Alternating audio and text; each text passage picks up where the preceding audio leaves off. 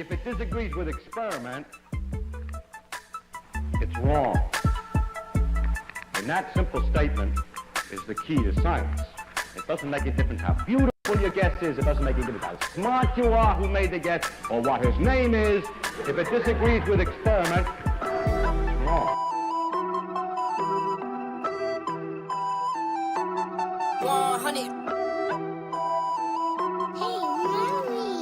Yeah, look, they said that I couldn't do it, so I went and did it.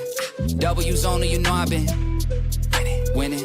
Top of the world, the globe is spinning.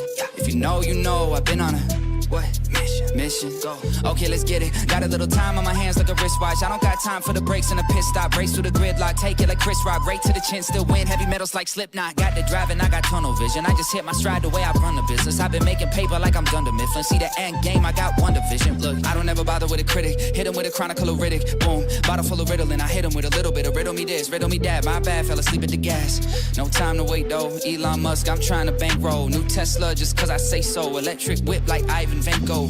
I just did it. W's only, you know I've been winning. Top of the world, the globe is spinning. If you know, I've been on a mission. Okay, let's get it. I've been on a mission like totally spice. I'm baddie, she bad, but she totally nice.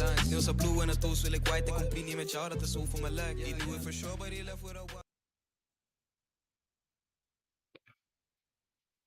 a What is up, Party. party people? All right, let me get this situated. I know I have an echo, so give me a second.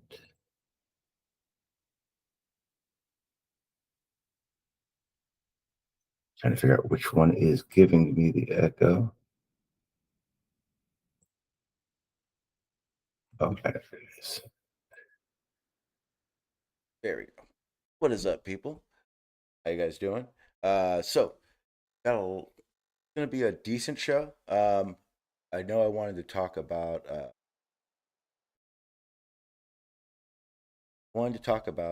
video that has been uploaded.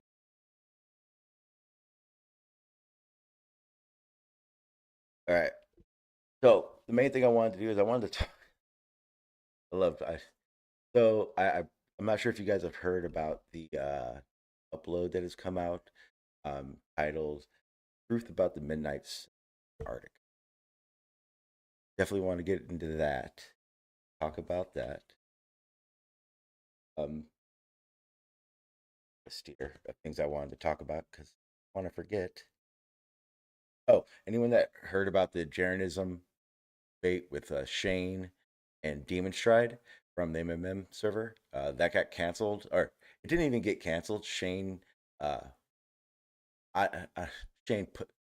pussed out, and somehow Demonstryde got replaced with Ruhif, so it's going to be Ruhif and Shane tonight, tomorrow night. Yes, tomorrow night. Whatever, who cares? The other stuff that I wanted to talk about was, or more importantly, what I wanted to talk about, kind of how it should be, is yesterday I was having a conversation over at EA, and they were talking about basically how gravity can't be real, and a lot of them kept talking about how density was this factor. Density is why things fall, basically, and a lot of people were trying to explain this in a very, very technical way. And for me, it's the way I learn things is it's got to be kind of simplistic, because I'm obviously not a fucking genius, and because of that, I need it to be really broken down simply. So the way I learned to explain things is very simple. Let me see. Oh, if anybody does want to join the panel, it will be over at the Discord, the bunker. The link is in the chat. If it's not working, let me know in the chat. I will immediately fix that. Here. Okay. Yeah. So I'm gonna go ahead and move over to there, and I'm gonna be trying some stuff. Discord does make it a lot easier to do this. So a lot of the sharing is going to be there. I'm gonna try some. I guess it has like a whiteboard or something. I'm gonna try that out. So we're just gonna see how this whole situation works in Discord primary. I'll do this for. Go ahead and put the Discord up.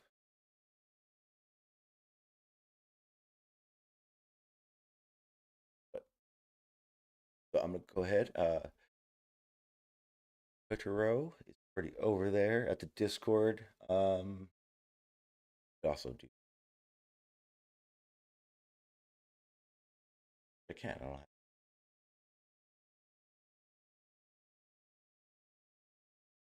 Okay. So just for the jargon of it. So like I said, they were talking about density being the reason things fall, and obviously the red flags start kicking up for me. Because remember, these are the things that I at one point in time was trying to figure out. Um, and through that, I am on the team of gravitons. Um, but yeah, like I'm saying, they want to say it's density. The very big flat Earth, globe deny, physics deny, science denier, explanation for why things fall, as for a while now, has been relative density, and it's this is something that should be very clear. This isn't a globe mainstream uh, argument against flat Earth. This isn't a it's not that because that does something else. Understand this. This is probably the crux of this whole part of the argument of it being any type of density, um, relative density doesn't matter. Just understand this. If you're hearing someone say relative density, first of all, it's actually called specific gravity. Second, it's not a I know I explained, and this is the part that I I was trying over last night and this morning. I've been trying to figure out if how to say it properly, um, and I think I figured it out right because I have it written down. So the reason density can't be the reason for things to fall is because it's a property. As a property, it this is where the fun part comes out. Let's break it down. And again, I did a lot of Google searching to get these things, only because I got to be able to explain them right in a way possible that possibly for you to understand it. So, a physical property of matter. So, right, this is what a property is. If actually, I'll wait for that part because I have examples, and that's what that little whiteboard thing I was talking about is. So, a physical property are characteristics that can be observed or measured without changing the substance identity. They can be used to differentiate materials from each other or to describe the state of matter, such as a solid, liquid, gas. Examples of physical properties: color, density. Density. Um, this is, for as a layman example, if you have a rock in your hand, that rock is made up is of properties, right? The matter that exists inside of it, the mass and the volume of that object is what makes up the density. The reason something falls is going to be on the magnitude of something, right? That magnitude we call gravity. I know some of you guys don't like hearing that, but we do call it gravity, and that is the reality of it. When someone is talking about relative density, all relative density is a subterm for specific gravity. Specific gravity is only a way to measure density or to measure against the buoyant force. It's like algebra or trigonometry. It's applied method to deriving a calculation. So specific gravity, relative density, however you want to say it, it's not something. It's a method used to derive to something. It's a measurement to figure out what the effects of the buoyant force are on a property, on something that has mass and volume, which is derived to its density. Uh, so yeah, that's very important when we're having these conversations, that someone is talking about, because I hear it all the time. I hear a flat earther talking about relative density, and a glober will just have this conversation as if they're actually talking about a force or uh, some type of magnitude which has a vector, and they're entertaining it, and it's very odd to me. So like I said, for the sharing part, I'm gonna go over to the Discord. What's up, Earth is Life? I see you in the chat. Do, I will try to have an eye on that. Um, and like I said, I'm not sure if you guys noticed a little earlier. So make sure you guys go out there and share, like, and let everyone know we're doing this. And the panel is going to be on the Discord of the bunker. I'm going to go over there to Toro. I saw you there. I'll be back over in about 3 minutes. Kind of get through a little rant at the very beginning of the time. What else was the topic at hands? I wanted to give my opinion about something.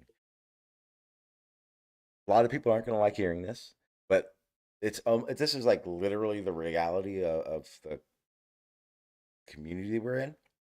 But I'm sure if you were sleeping under your rock, but yeah, actually, let me go over the tip.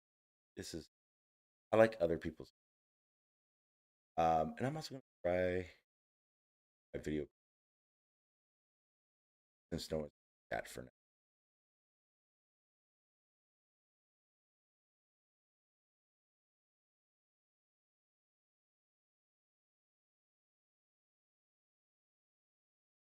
What is up? How you doing, sir?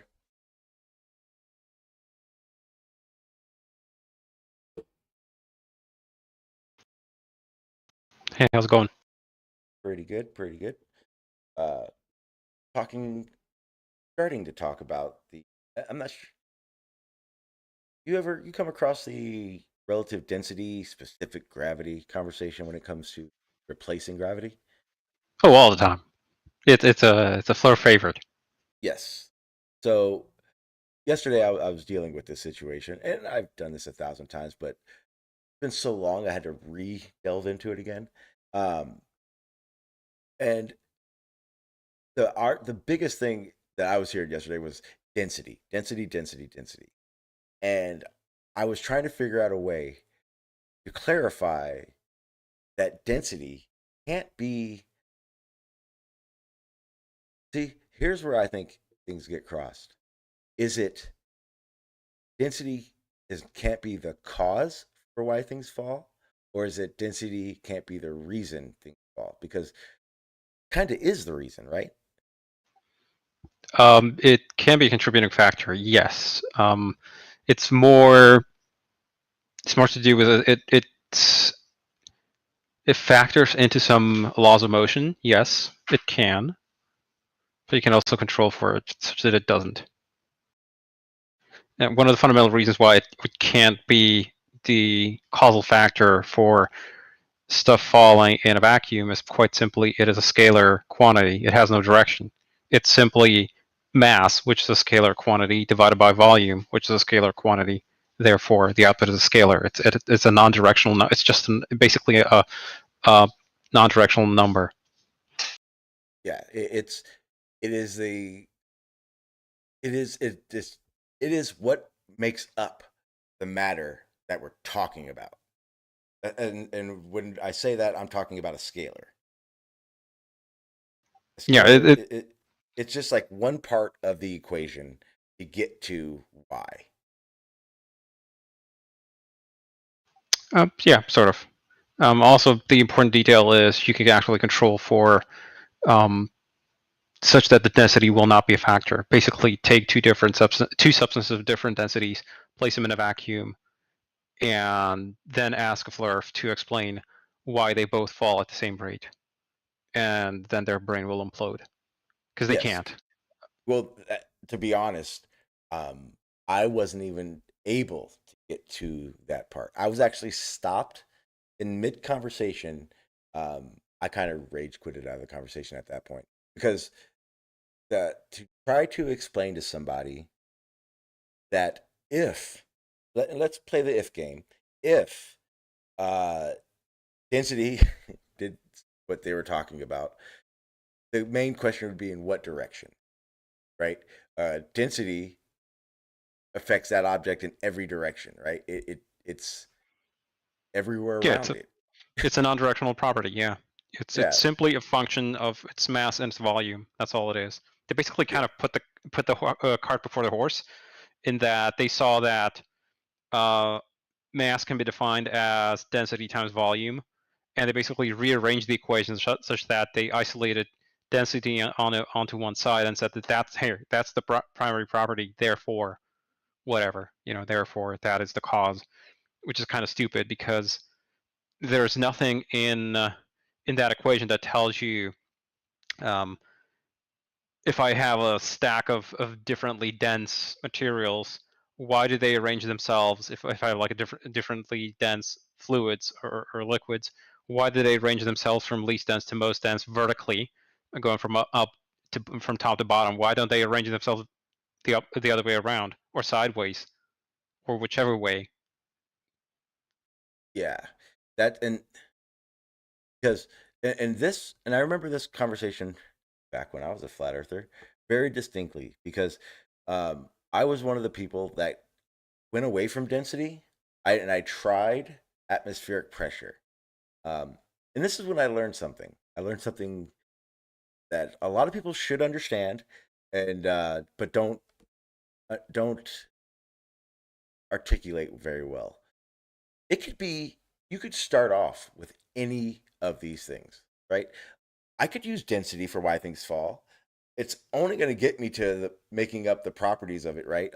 Its mass, its density is, that one little piece of that equation. But then you're going to hit a roadblock. You're not going to be able to go anywhere. Well, what I did with atmospheric pressure was the same thing, where I realized that it can't be atmospheric pressure because it goes in all directions. That is one of those things. That is called something else. What is that when it has multiple vectors? Atmospheric pressure is a scalar quantity, so that actually is a non-directional. That would be, Right? yeah, atmospheric pressure has no direction, no specific direction. What you're talking about is a pressure gradient. Like if you plot out the pressure measurements at various points, then you can come up with a function that has like a change in value over either a distance, a vertical column, horizontal column, doesn't matter whichever one you want. Wait, but I thought atmospheric pressure affects an object in all directions, everywhere around it. Ah, okay. Yes. The same way matter forms around and affects around the object around it. Got it. But it doesn't have a vector because a vector needs to be in a direction. Yes, like think of it like this. Doesn't matter whether you hold a pressure gauge upside down, right side up, or left or right or whatever. Does it affect the reading? No. Okay. No, it doesn't. Therefore, it has no direction. That's what we mean when we say scalar, and that the direction doesn't matter. You can also think of it as it being every direction, I guess, if that helps you. Yeah. Yeah. Every direction makes more sense. But okay.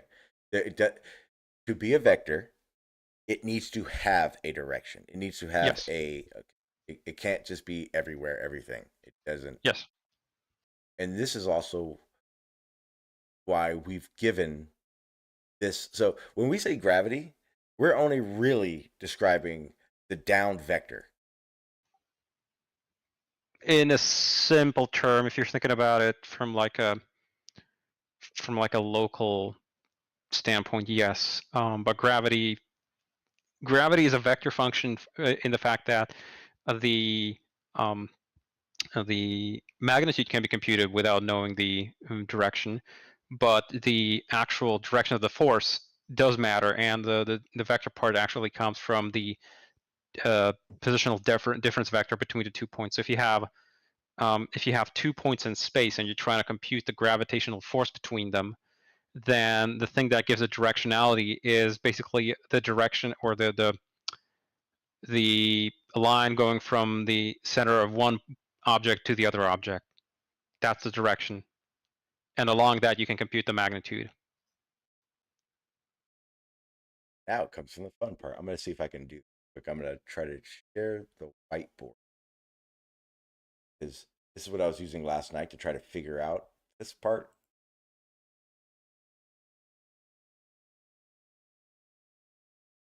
What's up, Earth is Life? How you doing, sir? Hey, what's going on, Sean? Not a whole lot. Just trying to figure these things. Trying to figure out a very layman way of explaining. I guess that's a bit.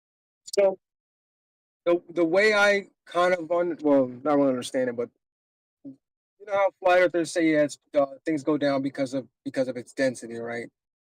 But wouldn't density have to be some kind of force or something? Yes. And if it is, and then also what would give things their weight? Because if you have two objects, like two similar objects, and you take one of those objects and you compress it, would that make that other object heavier? And the answer is no. If you have two pieces of paper and you take one and compress it, or two pieces of wood of the same weight, the same same volume, and you take one and compress it, it's the same amount, but it's now that it's compressed and more dense, that doesn't make it heavier. Correct. See, now you're trying to basically dig at the problem of trying to come up with a force law. Flurfs, that's one of the things that I've never seen a Flurf. Well, I've seen a couple of tries, and they ended up hilariously stupid. But the force law is really the thing that kind of breaks the things back. And that if you ask, okay, I have two objects in a vacuum, they're sitting on a scale, or rather, they're like sitting on the ground or whatever, and I have a force scale under them. What number is the force scale going to read for each of the objects, and why? Crucially, why? Right.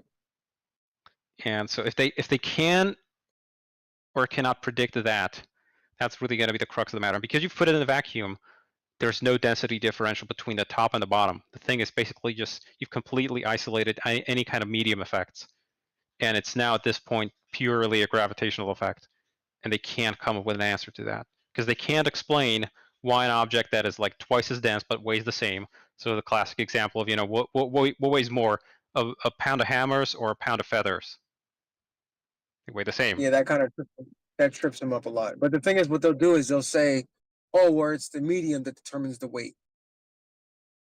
Right. Okay. So how? Give a law that describes that. Buoyancy. It's again, that'd be it would have to be its density. Right, but the thing is, when you say give a law in physics, what we mean is give an equation. So if I'm going to have an answer on the left that's like the downward force, and I'm going to be measuring on the scale. And you, Flurf, go ahead and define what goes on the right side of that equation. You tell me you can use whatever method you want, but it has to predict the answer. They acknowledge buoyancy. Yes, but I've put the experiment in a vacuum, so there's not going to be any buoyant effect.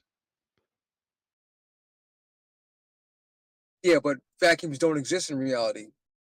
No, you can make a vacuum in a lab. You can put a scale in a vacuum chamber, put a weight on it, and it'll read something. So predict what it's going to read. You can get real technical with it because you could do it outside. It's going to be a lot fucking harder, but you can still do it outside. You can do it in nature. Or you could do it even with the presence of an atmosphere. You just use something fairly dense where the buoyant force is going to be negligible. So say, for instance, I have a test weight of lead and of aluminum, and those guys are about 3 to 4 times different in density. So what's it going to weigh and why?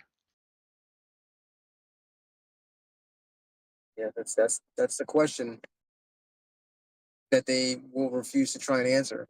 They'll just continue to circle back to its density, or that's just the natural way that things go. Things just naturally go down.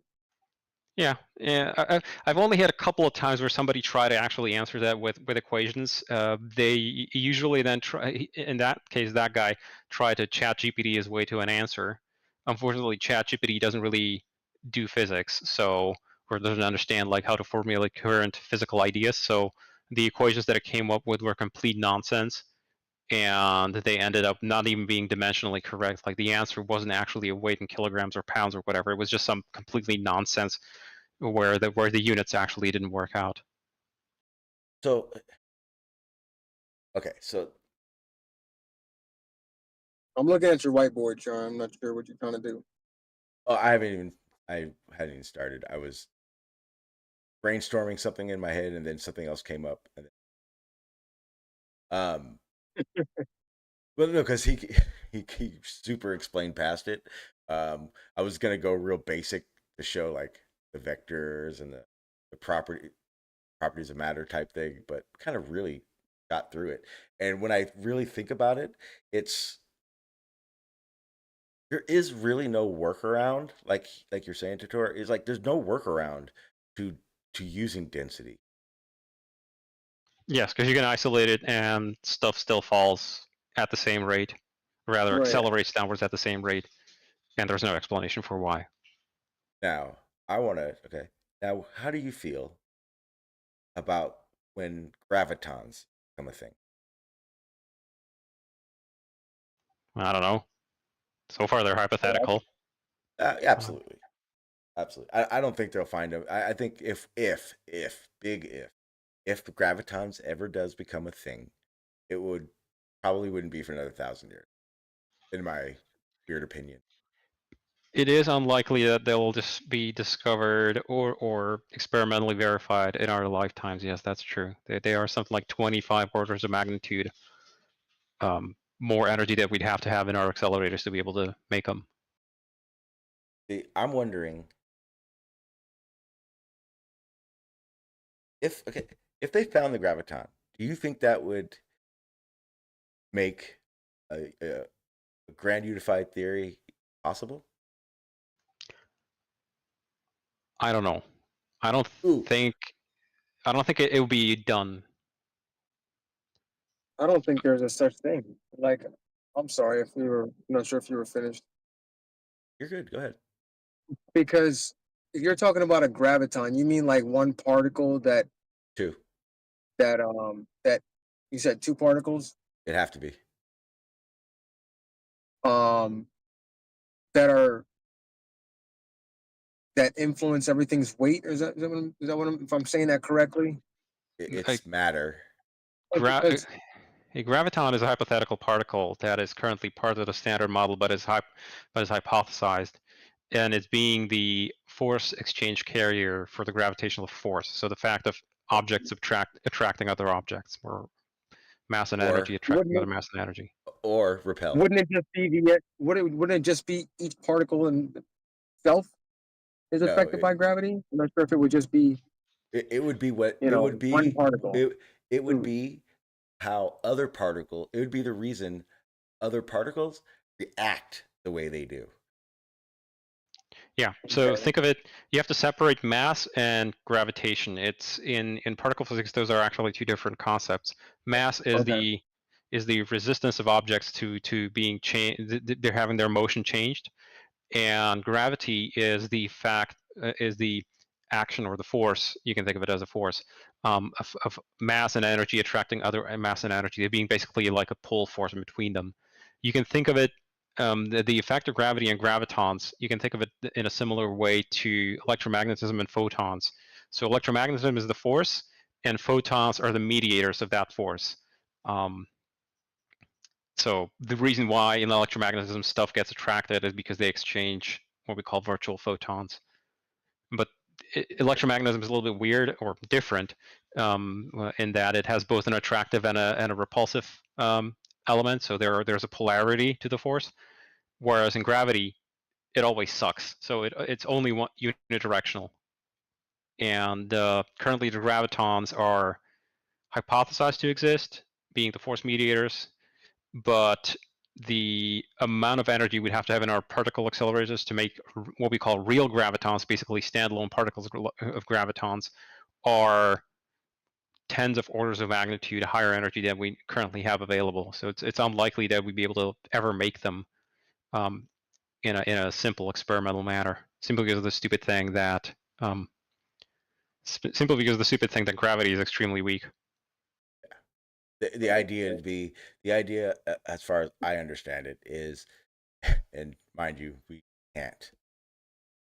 We'd have to be able to first understand all the other particles, and then get them to stop interacting with this single one first, long enough for us to identify it, and then identify the interaction. Yes and no. It's a little bit more nuanced than that. We are actually able to. We have discovered particles that we've never sort of directly detected.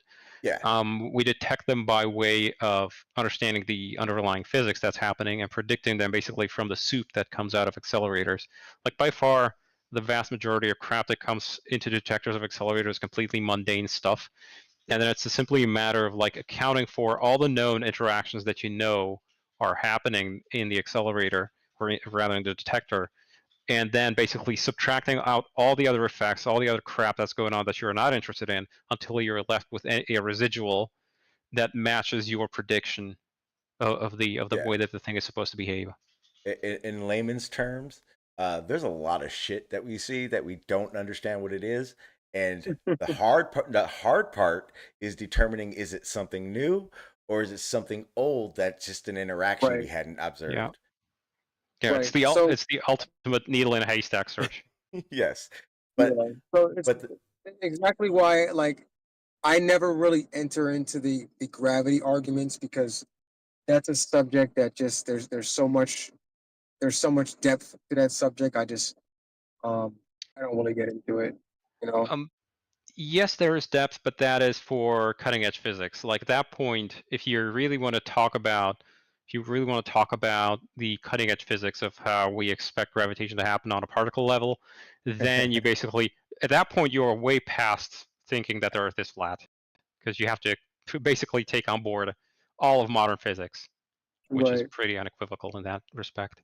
And by the way, it's not necessarily, I mean, that's not the only way to look at things. It's the only reason why we think of it in terms of gravitons is because particle physics has been so unreasonably successful in explaining everything that we see around us. But maybe gravitons don't exist. It's just a matter of, like, most of the research is being done by particle physicists, and when when you're a guy with a hammer, every problem looks like a nail. So when you're a particle physicist with an accelerator, every problem, every force you think of as being mediated by a particle, maybe it isn't. Who knows? But here's why I love the graviton so much. Let's just pretend not only have we observed it, but we figured, I don't want to say figured out, but we have observed it enough that we can identify it. This then brings us into the world of physics, where motherfuckers start flying. No, let me rephrase that. Not flying, defying gravity. That means we know how to harness anti-gravity. That's how we know how to. Then we start talking about spaceships, stuff like real cool stuff like that, and it would be realistic. I cool my jets here in that respect. You're getting a little bit too excited about that. I know. Nothing in the classical theory of gravity, even in the particle gravity hypotheses, allows you to have negative gravity. Only if you manage to somehow generate, like, exotic matter, which is probably more hypothetical than the graviton. Let me rephrase how I said that. It's not anti-gravity. It's, we will know how, or because of this particle, we will know how to manipulate gravity. Right. Yeah, Okay. I mean, I understand what you mean. Like, we will be able to figure out how to manipulate gravity if we found this. right. Yeah. I mean, there is that notion that perhaps gravity also has a polarity to it, and we just haven't found any matter that would have, like, a negative gravitational charge. Yeah. Well, or a repulsive charge. You technically could manipulate gravity, just add more mass. Well, but but what Sean here is talking about is generating a repulsive Yeah, right. gravitational force. It would be it'd be the same thing, kind of like being able. This is completely ridiculous what I'm about to say, but it just makes it a little easier. Um, you'll be able to hit a switch, and you won't weigh what you weigh. Uh, you'll be able to hit a switch, and any other force, fundamental force, anything will not be able to affect you. Um, atmosphere. Look, think of a UFO and how those UFOs are doing all that the maneuvers and shit. That would be a realistic capability if this was a real. Well, if we think about it like how flat earthers think gravity works, we should be able to do that since they think gravity is magnetic. Well, some of them do. The differential density folks don't, but the Whitsitt electromagnetism guys do. So Whitsitt thinks that he can invert gravity and make stuff fall up, even though he can only use it for little pieces of styrofoam in a Van der Graaf generator. Yeah, so Yeah. I heard him talking about that, and I kind of started looking into it, and it only took me 10 minutes to realize to make a basically think Tesla and or Edison and the elephant is the scenario you'll have to do to make a paperclip float. Yeah. Yeah, I'm not even sure you'd be able to do it with a paperclip. I know, like the amount of so the problem fundamentally. By the way, these are competing hypotheses on the flare side. So electromagnetism theory for falling and differential density falling, people don't actually like each other. They hate each other. So they're in constant squabble, but ultimately it's a completely self-defeating thing because it's completely false. So it doesn't matter who's more wrong. They're all wrong. Wait. I'm sorry. I want to because this is something that B-Ball had asked about, and it goes along with what you're saying though.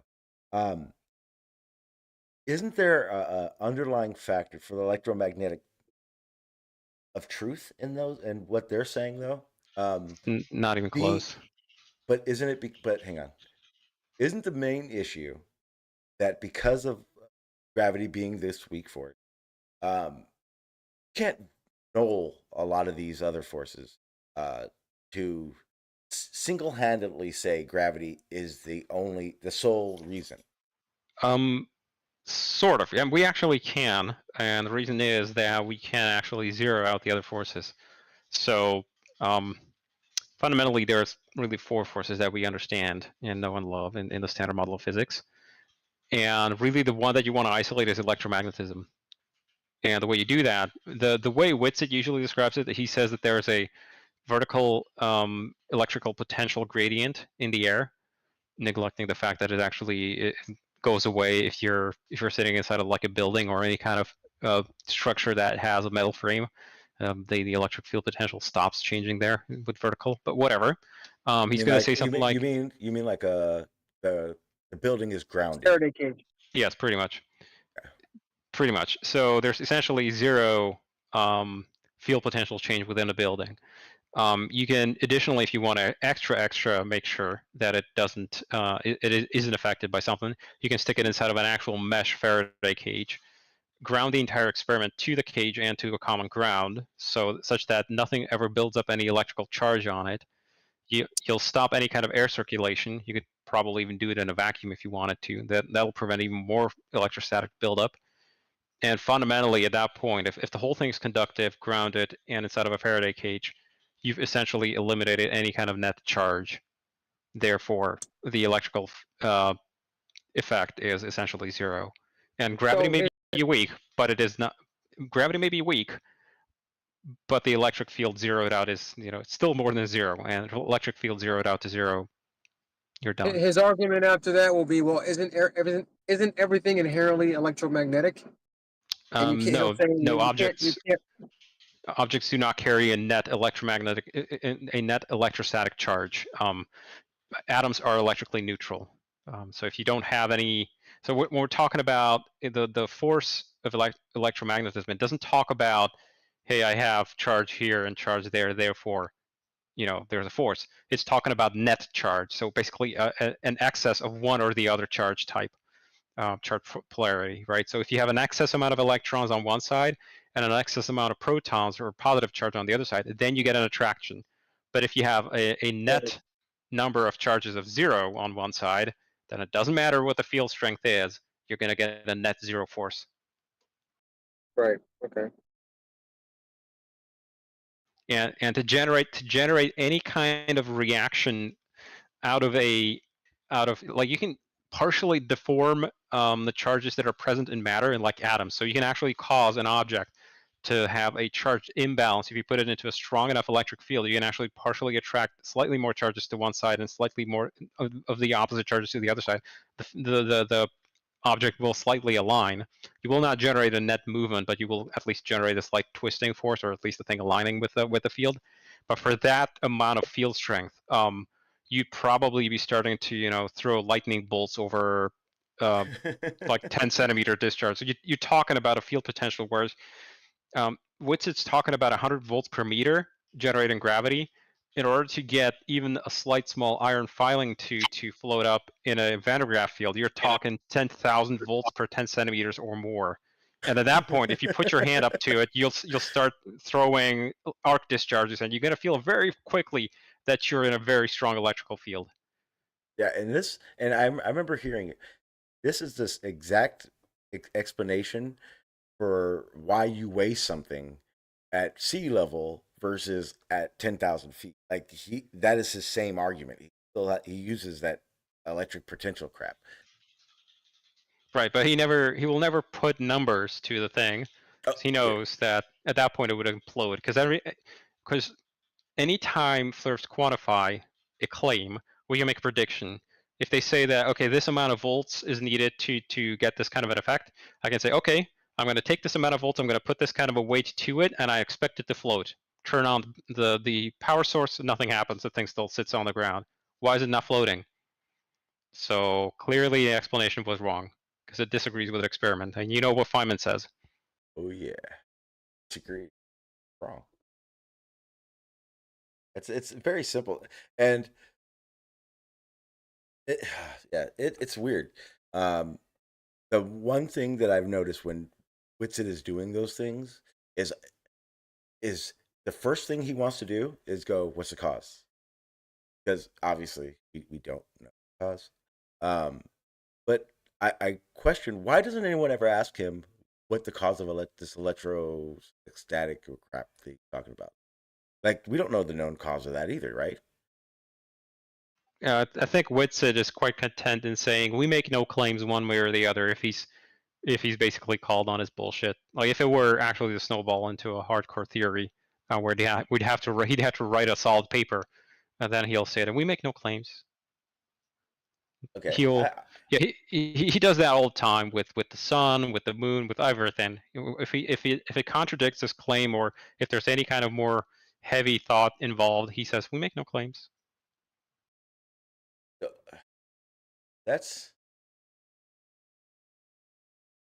He's a sly little fucker, isn't he? Yes. So, well, I won't have a conversation with him. I know it's not worth my time. That brings me to another topic that involves Whitsitt that I probably have a different view on than you. The debate they had. Oh, hang on 1 second. If anyone is trying to get in the server, and the link in the description isn't working, gotta let me know in the chat. More importantly, I am going to get to the FE Banjo 24-hour sun upload that I wanted to go over, but I'm enjoying this part. So, where was I? I remember what I was going to say before I forget it again. Oh, got it. What was your opinion? First, your opinion, just basic opinion of the Professor Dave Whitsitt debate. A bit of a shit show, to be honest. As these things usually go. Dave didn't come quite well prepared for Whitsitt's level of bullshit, and at the same time, I mean, I expected crap from Whitsitt. and Dave just didn't have the level of preparation, I guess, to debunk him right there on the spot or go into details. Yeah. And here's something that's weird. So typically, these debates happen, and I mean, let's keep it real. It was the same fucking debate. All right. There's usually that line drawn. Oh, the Flurf did horrible, or the Glober did horrible. This is probably one of the first times where I've heard a consistent opinion that Professor Dave didn't do very good. And when I watched parts of it, thanks to Dan Waterman, that was actually fun doing it that way, where we watched it, but not at real time, so we were talking about it the whole time. Witzer didn't look in character, for one. Like in the beginning, he looked very nervous, very, how do you say it? Very fidgety.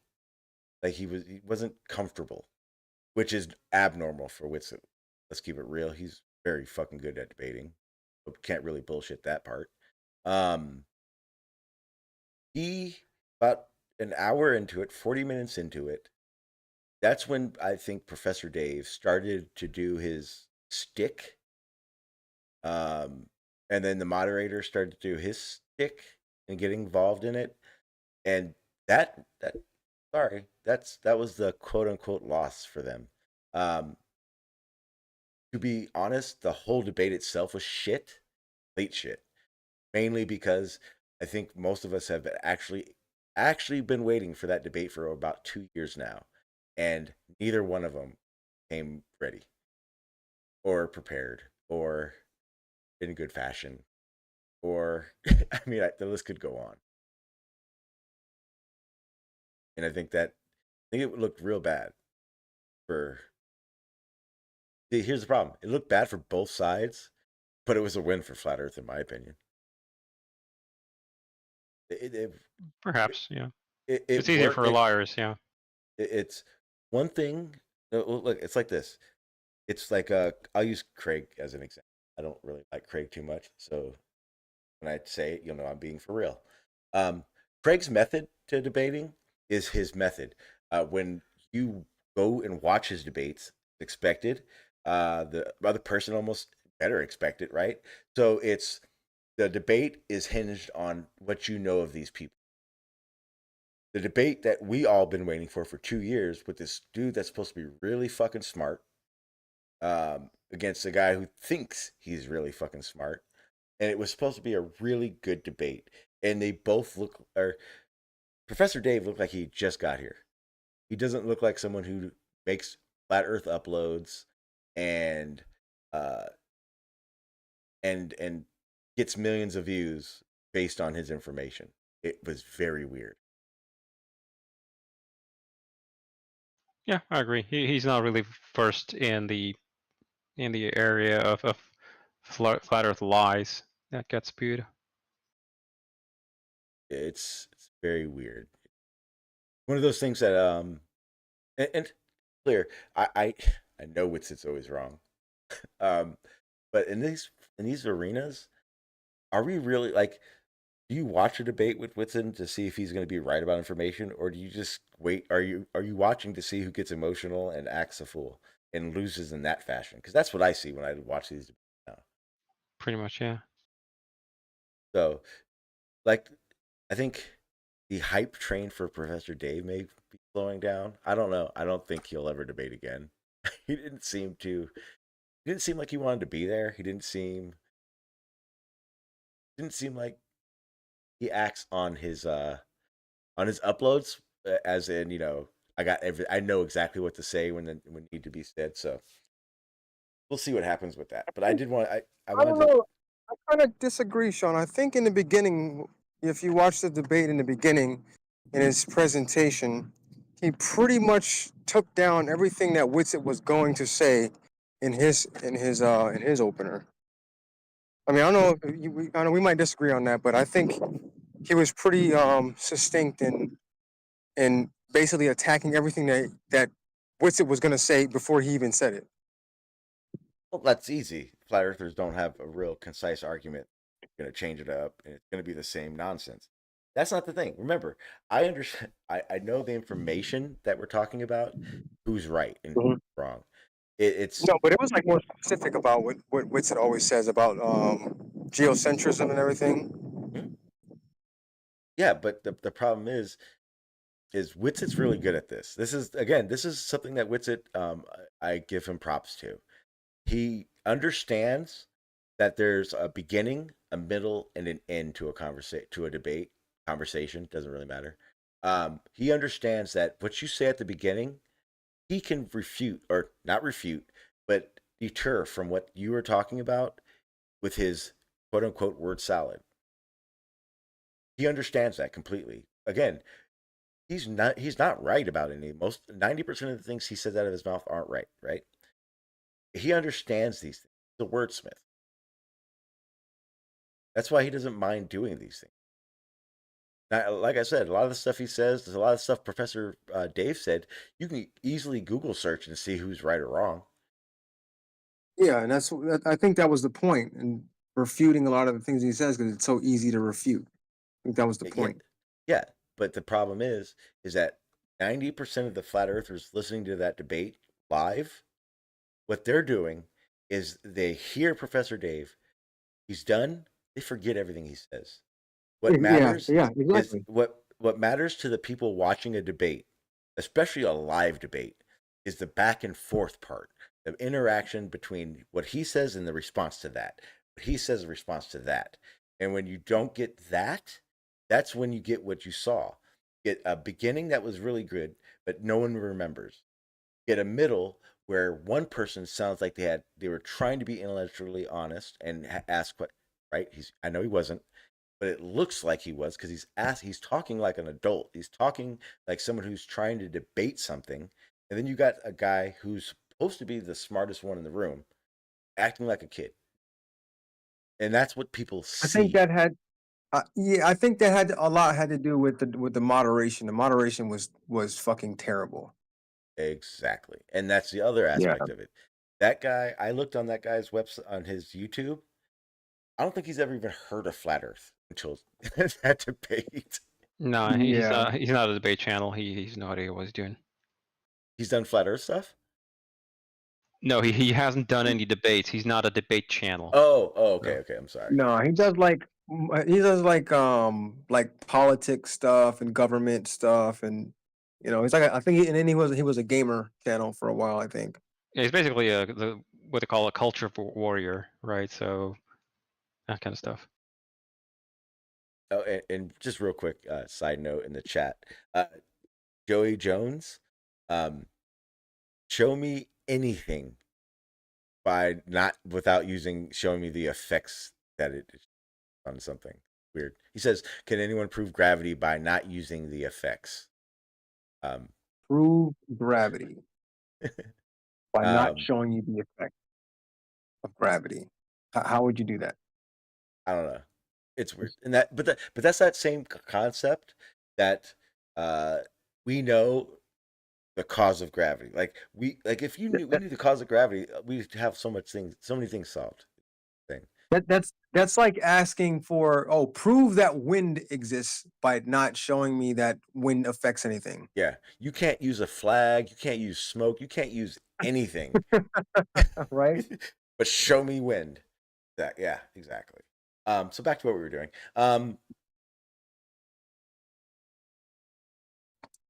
Is that in the YouTube chat? Yes, YouTube chat. Oh, okay. Do you guys think that how about this? Do you guys agree that flat Earth is getting steam suddenly? I think more people are aware of it. Yeah. Okay. And now that it's on multiple platforms, yeah, I think more people are being aware of it. More people are probably falling for it, of course. I don't think that's ever going to change. I think it will. I think that over time. In my personal opinion, there are there are far less flat earthers than there was when I was around. Um, I don't think so, man. I think it more like I said, it's on more platforms now. So now more and more young, I think more young people are finding it. Of course, when you when yeah, you're talking okay, about something that goes against the yeah, mainstream and goes against government, people like that like to latch on to things like flat Earth because yeah, but everyone's lying to you, so they have to be lying about that too. okay, but here, guys, but but I don't even how did I say it?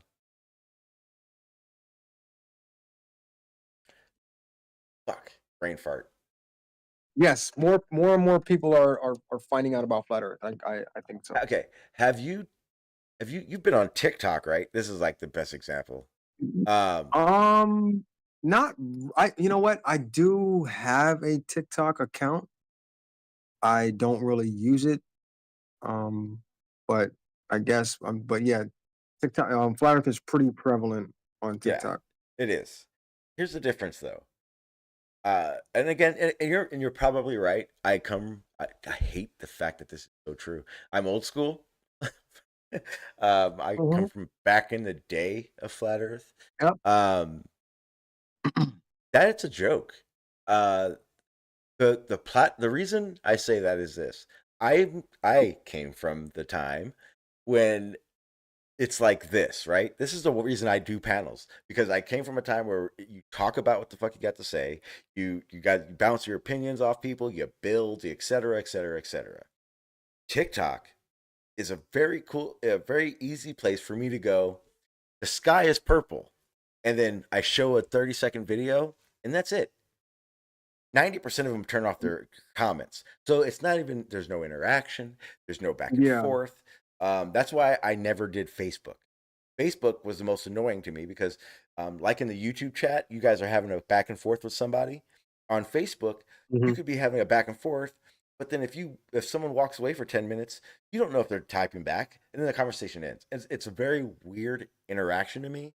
My whole Right. life as a teenager, I've always done this where it wasn't on the internet, but the back and forth with somebody, the debating with somebody, that's just normal. But when it In a came live chat room. exactly. When I started having to type my arguments, it aggravated me. That is the reason I started live streaming. The reason I Yeah. started doing panels in the first place. I'm not sure if anyone's noticed it, but I'm not a scholar at reading and writing. So uh, to have a argument in a chat to me is probably one of the most aggravating things in the world. Yeah, Sean, I have because I would read some of the stuff he'd write. I'm like, what is he talking Yeah, about? I I don't kind of I proofread. like wait a minute. Yeah, I don't proofread anything I type. I just it aggravates me to all hell. When I'm typing, like if I'm typing into Discord right now, and I see that little red line under something, if I'm in a hurry, I don't care. And then when I Yeah. type, I type with my fingers. I don't type like that traditional way. I can't. My fingers don't work that way. So I type with my finger, and because of that, I have to look, and I kind of have to look, and because of that, I don't have time to go back and fix shit.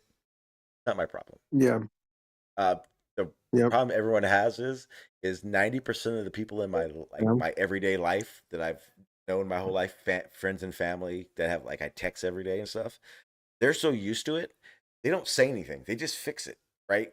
If I misspell a word or a sentence doesn't make sense, they're able to figure it out and then respond. Sometimes I understand you guys can't. Not my problem. Yeah. But yeah, that's the main reason I love being on panel and being in Discord because I can talk. I hate typing. Hate it, hate Yeah. it, hate it. Yeah. So Okay. I saw the title of your stream had something to do with Yes. flat Earth banjo. Yes. I will. Are you gonna get to that? I'm gonna do that. We're gonna get to that right now because have you seen it? I haven't. Okay. I don't So really follow flat Earth banjo. I follow him a few times. I know I made I think one or two videos about going against one of his videos, but other than that, I don't really follow him. But I know he's real big on those fucking Southern Hemisphere flights. So yeah. So I had no. Oh my. So about how long ago was it? It That's was. gonna break his neck on that. It was. Actually the first time I shared a video. I shared my screen. So weird. Okay, so pretty sure you guys can see. And people, give me a second. You guys can see. It's all the same. After my shit unfreezes. You guys can hear me still?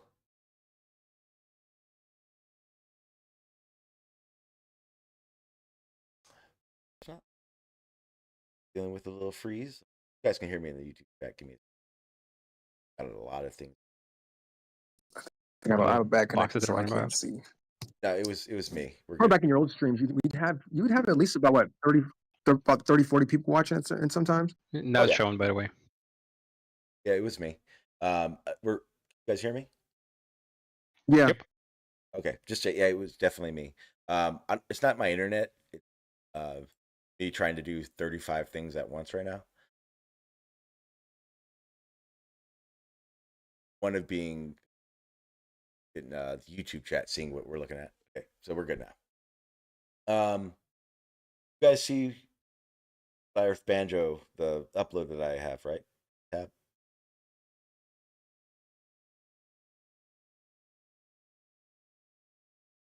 I'm sharing in both.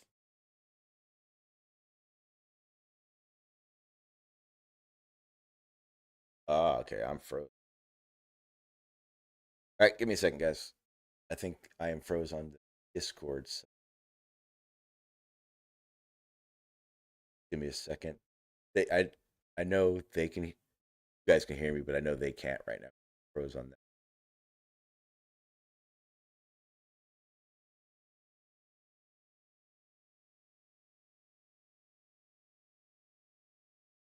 that. Joe, how can I go back to the globe? My understanding in.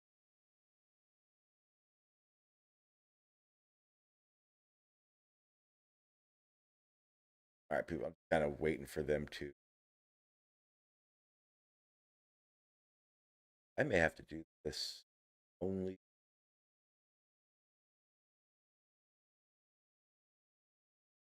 See, the problem is my Discord is frozen. I think.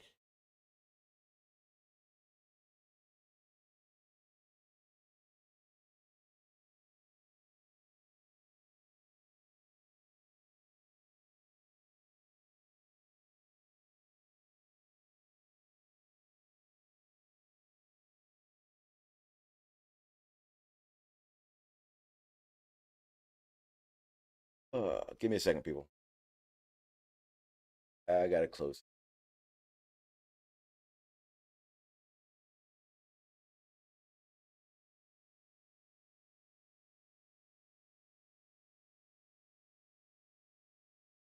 Specifically how? Specifically how I left the flat Earth while we were waiting for Discord work.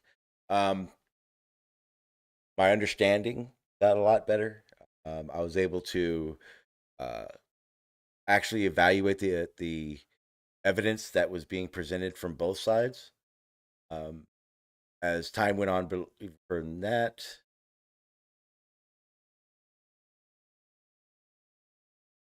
I can't. Let me give me a second. Go joins. I gotta close some stuff out so my computer stop flipping.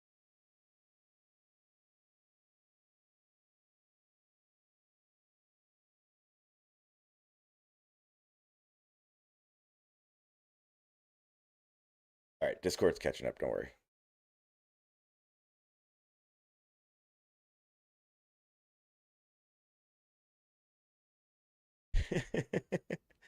Wish I had some Rothschild money. That'd be awesome.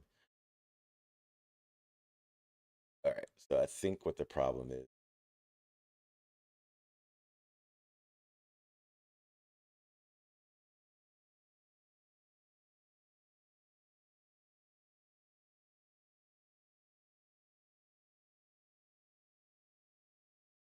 for this for a second. I think I'm always love the technical difficulties. I know that anamorphic. But that is why I am fixing it as we.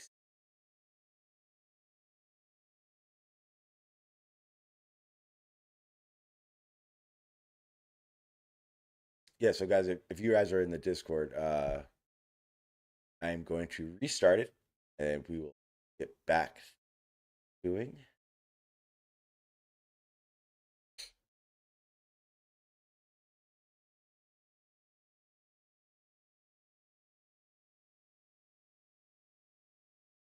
I can absolutely see what the problem is. I got too many showing, camera going, everything else. So I gotta just let everything settle for a second, then I can turn.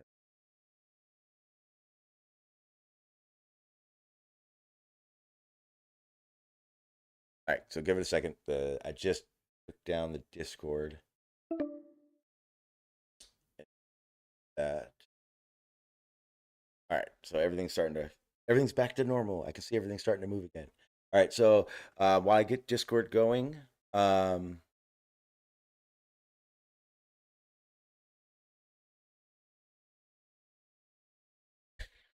yep, when in doubt, restart Discord. Yeah, no problem. It happens. Oh, into to what B-Ball was saying when we were starting. Yeah, there used to be a lot more people that would attend this live stream. The reason I suspect that is not the case is no one knows I'm back yet. Guys, tell everybody, like and share. Put my link in Jim's server. Put it in Nathan's server. Put it everywhere you possibly can. And then even more important than that, it's just the fact that where the fuck have I been for 4 years, right?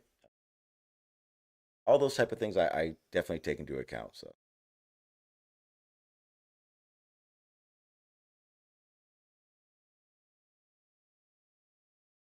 okay.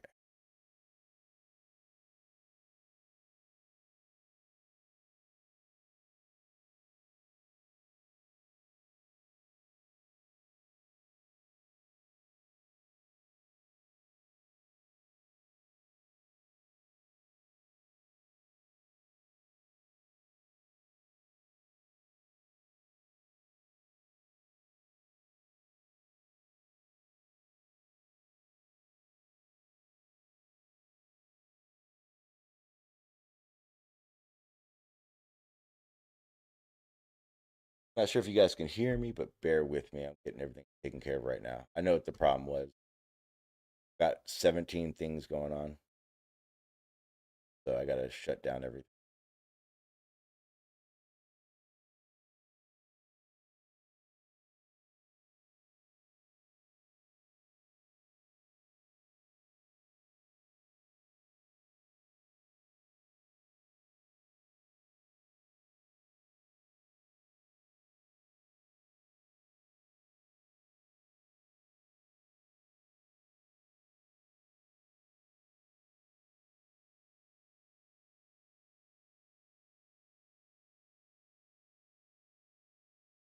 All right. I think we're back.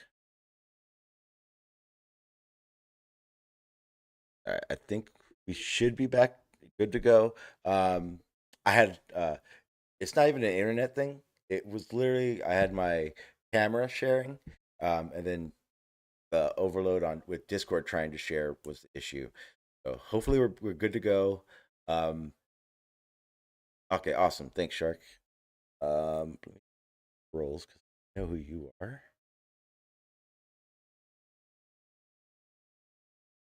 Okay.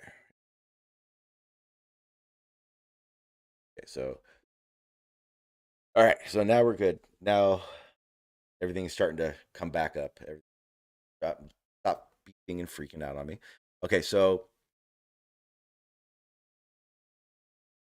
to answer some questions, let's go to the chat. I'm waiting for my Discord to pop back up so I can there. That was a fiasco.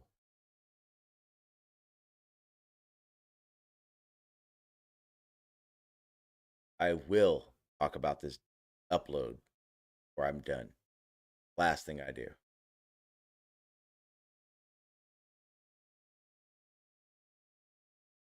Discord is updating. Probably the main reason that all started. So we'll see what happens.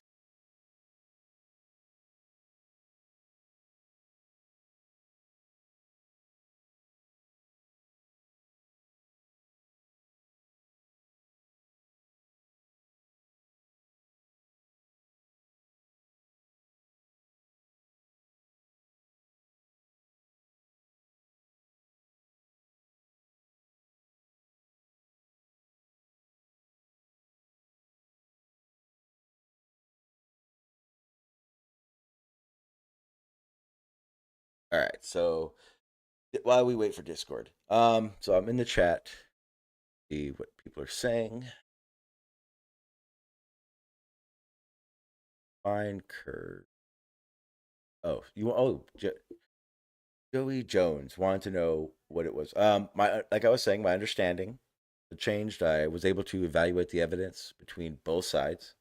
It came to a point towards the end where I was asking the predominant flat earthers that I was around how things worked to try to compare the two.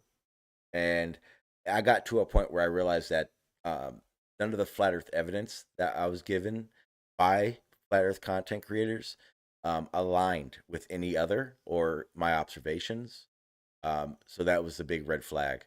The Beyond the Imaginary Curve documentary with Jeran, believe it or not, it was a single test that broke the straw that broke the camel's back, was the flashlight test.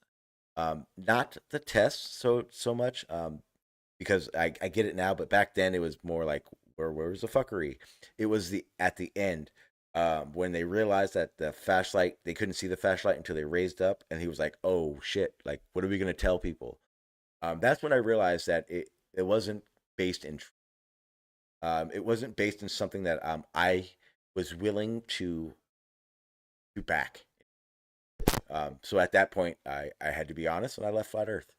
I didn't stop thinking. I still have a very conspiratorial way of thinking. That I don't think that's going anywhere. I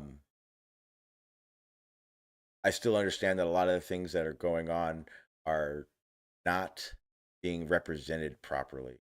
I understand that there's a lot of Globers that don't know what the fuck they're talking about, and I like calling it out. It's fun, mainly because I was one of those people that were being talked to.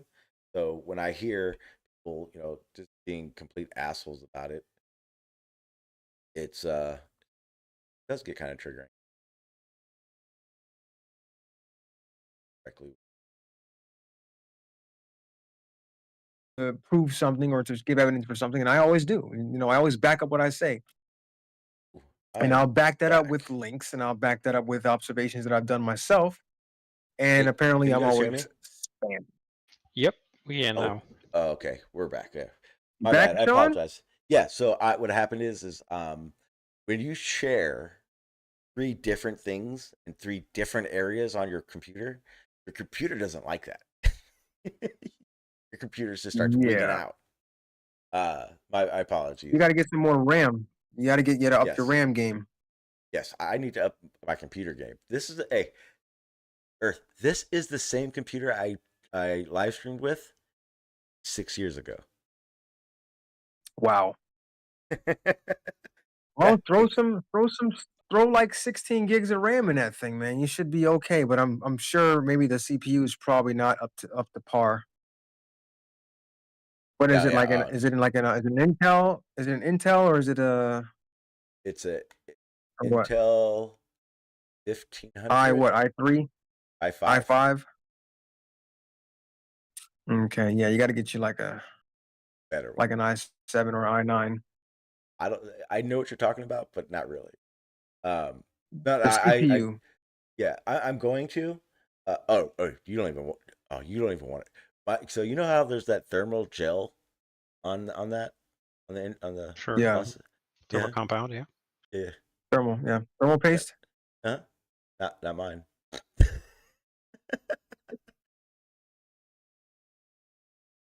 So what about the what about the thermal paste? What about it? I don't have any in between mine and motherboard. Oh my, really? That's why your shit's fucking up. It's Probably. it's overheating. Yeah, and then also what You happened? mean you Uh, mean between the cooler and the CPU? You don't yeah, have any thermal? yeah. Yeah, This Oh is my god. don't do that. Go out and buy yourself for $3 For like and 2 or 3 put it. bucks, man. That's it. Yeah, it's not much. but it works. No, Well, what happens is when it gets too hot, it's gonna throttle. Yeah, man, more yeah, yeah. like works in the sense that it limps. Yeah, yeah. The other problem is about 5 years ago, I was watching YouTube and they were like, how to make your shit faster. So I learned how to throttle your fucking computer. And then I learned that throttling your computer is actually the worst thing you could do. And then I also learned how impossible it is to get your shit back to normal. Yeah, man. Just make sure you get some goddamn thermal paste, man. You're gonna burn out your CPU. Not yet. Oh my god. Your Okay, computer's fine. on life support, man. Okay, I will. I will. If it makes a difference and you guys say it makes a difference, I'll use it. I have to get it though. I'll get some. I'll get some. Everyone in the chat, I'll get some today. 'Cause I was planning to turn my computer off because it needs a rest anyway. Is it a laptop or is it a PC, like a PC?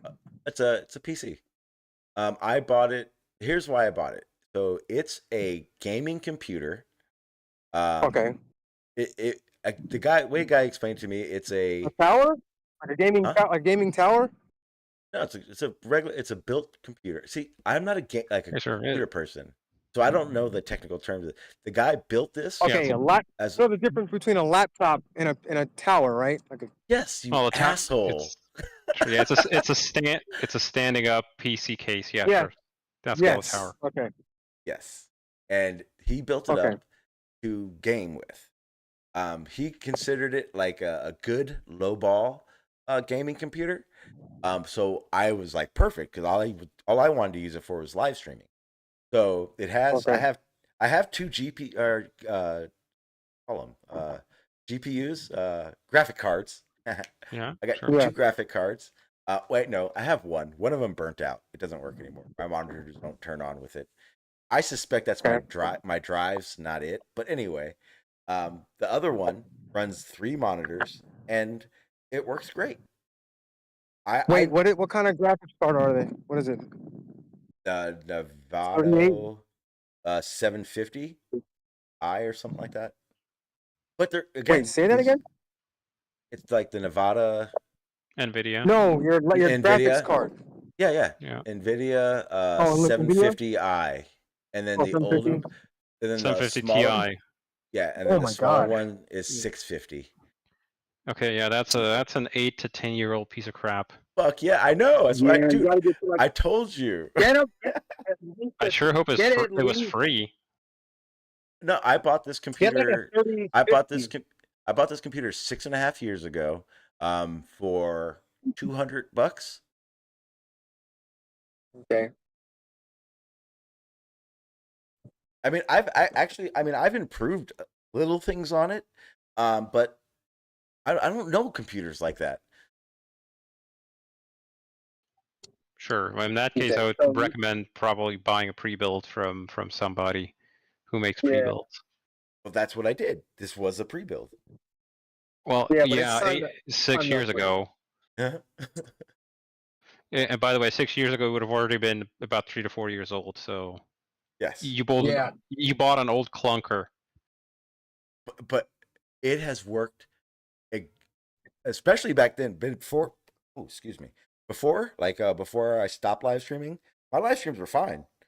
Graphics, all the nine. Like I had a lot going on all the time in my windows and stuff.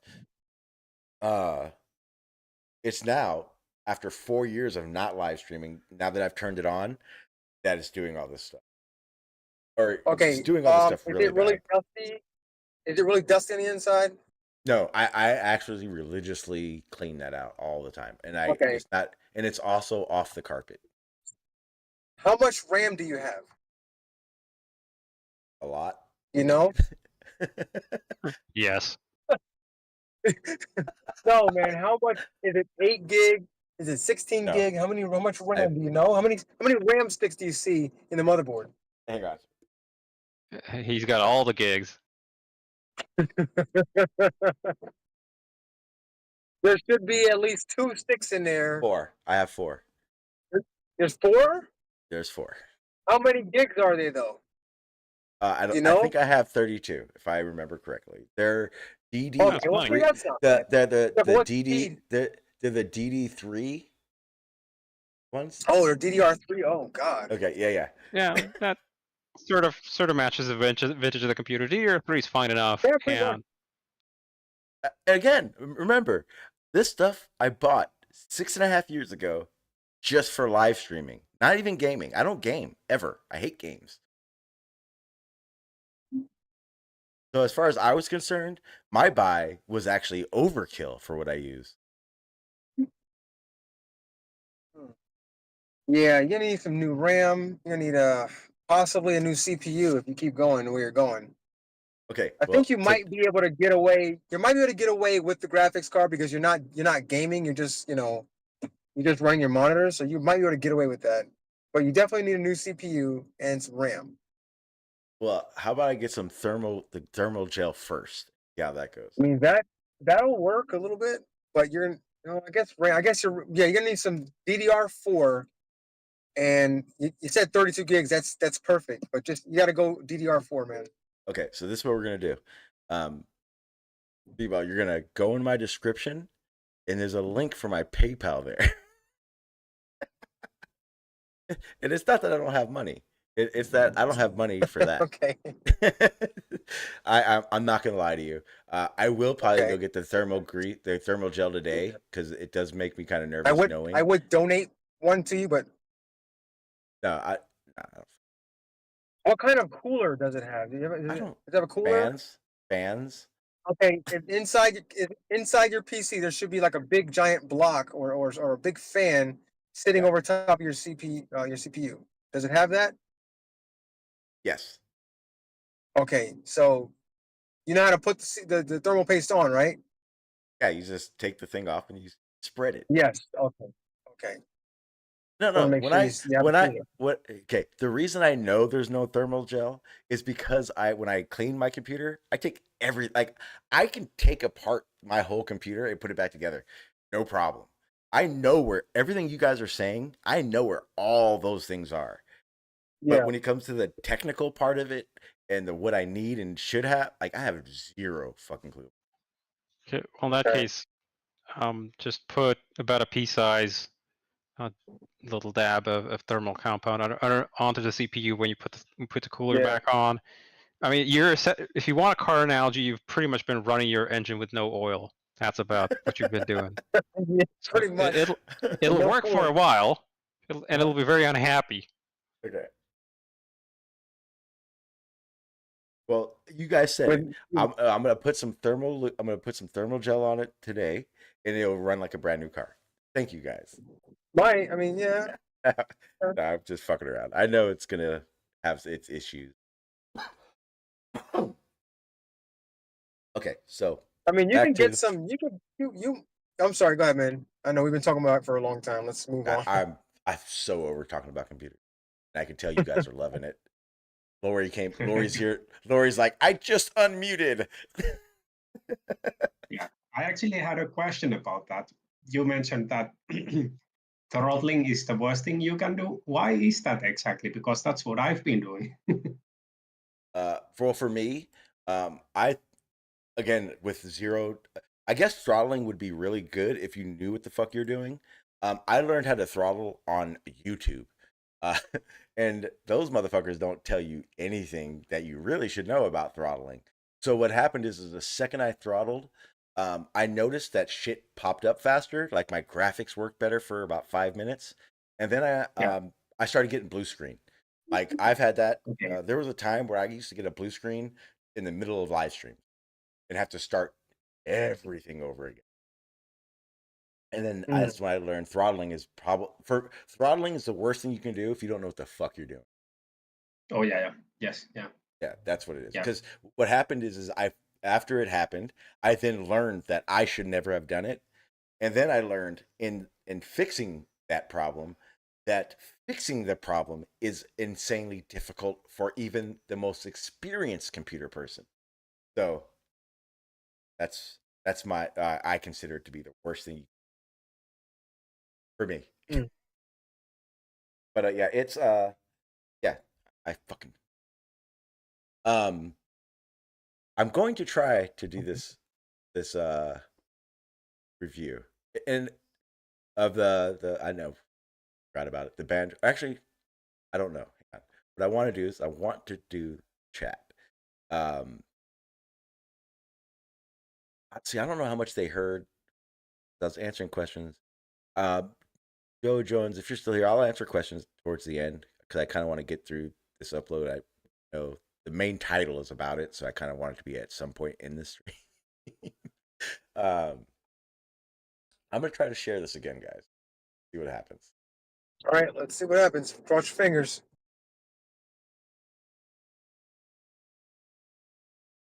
FE Banjo. Oh, and before I do that, if the same thing happens again, probably gonna leave Discord. just finish out the show off YouTube. Just so you guys know if I lag out. That's fine.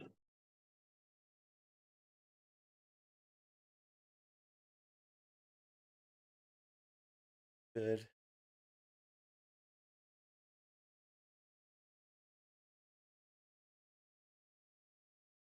You guys able to see? Oh, it did it again.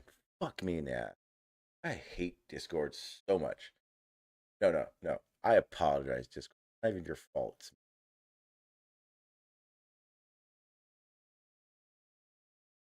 You guys hear me? Oh, it worked. All right, we're good. Yep. Yep.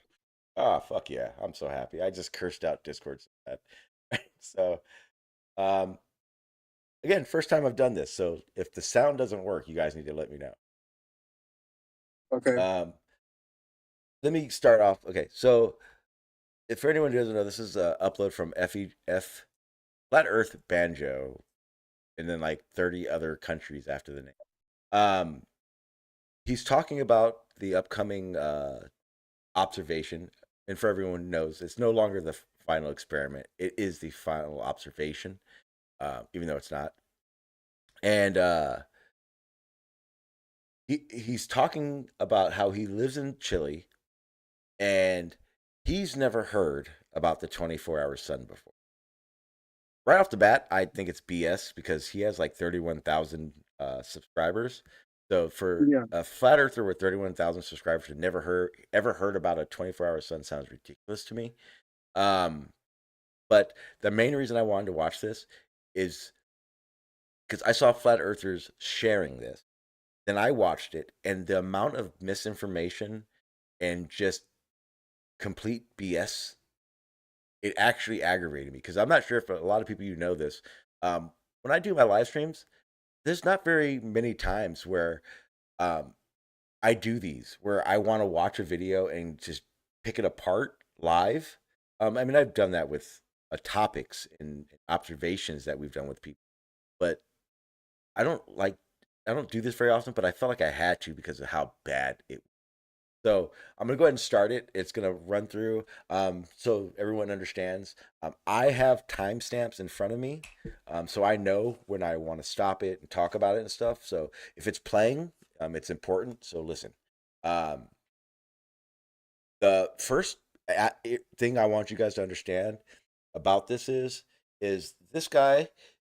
I don't think he. I don't care. I'm gonna say it outright. I think he purposely does this. And the only reason I say he purposely does this is because the things he compares, things he says, even at my worst, flat Earth idea. I couldn't imagine thinking the way he does, and it'll make more sense because I'm going to point it out.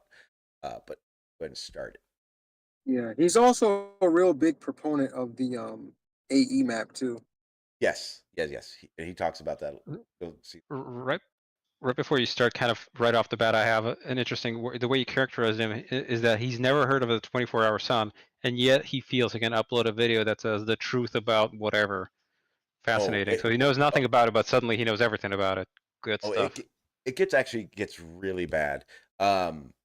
You'll see. It's and mind you, this is actually how bad it is. Before I start, I was planning to do an upload about this.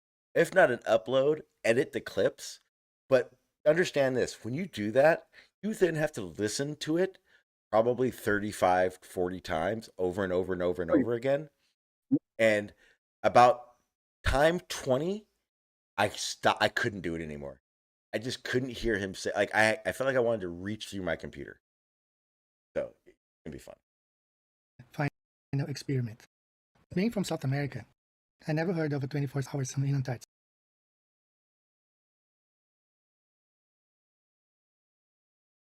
I don't know if it's gonna do it. But I decided to take a look in some footage from the Brazilian research station in Antarctica. Brazil has had presence in Antarctica that dates back 40 years ago. They have a permanent research station, and they have 2 remote temporary stations. So I decided to search for records, videos, articles, anything that I could find that could help me and find anything concerning this 24-hour sun in Antarctica. There are several videos dating back 1970s, 80s, 90s, but not of a good quality, and nothing much was said on those videos. Sometimes the entire video was dedicated to talking about how they found a fungus in Antarctica, or a small animal, a small creature that was never seen in other continents before. Nothing about a 24-hour sun. So when I started my and this is how quick this starts. Okay, so I want to make it very. Go ahead. Yeah, go ahead. No, I was just gonna say it doesn't take long to find people talking about the 24-hour sun. All you got to do is go to YouTube and type in "trip to Antarctica," and you will get hundreds, possibly thousands of videos of people talking about their trip to Antarctica. Right? I found them. Let me see. I'll post one later, but when I get a chance. But I found one where a guy literally says he's actually talking, I think, French or something, and he's literally talking about how it's actually 2 o'clock in the morning, but the sun is still out, and another party says I didn't really get any sleep, because it's still daylight out, even though it's the middle of the night. It doesn't take that long to find a video where someone's mentioned about that. Yeah. But go ahead, Sean. research, I decided to look at anything. Sorry about that. Oh yeah. So right off the bat, I wanted to point that out. You pointed out perfectly. The fact that he doesn't give reference to ever hearing about it, and then more importantly, when he's talking about the footage that he had found, he found stuff from the 70s, 80s, and I think 90s.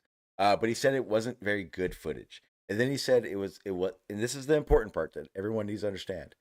It wasn't of anything interesting named off. It was like animals or blah blah blah blah blah that they do research for, but nothing about the 24-hour. Prior to 2014, 2015, when the discussion Flat Earth, Global Earth started. My priority was to find old videos, old articles, and anything about this. It was then that I came across this video from 2000 and 2011. This is from the Brazilian website, and that agency, INPE, it's what is considered to be the Brazilian version of NASA, the Instituto Nacional of Pesquisa Espacial. Modulo Cryosphere 1 is inaugurated in Antarctica. They inaugurated back 2011. So they documented here on the Brazilian website January 12th, 2012.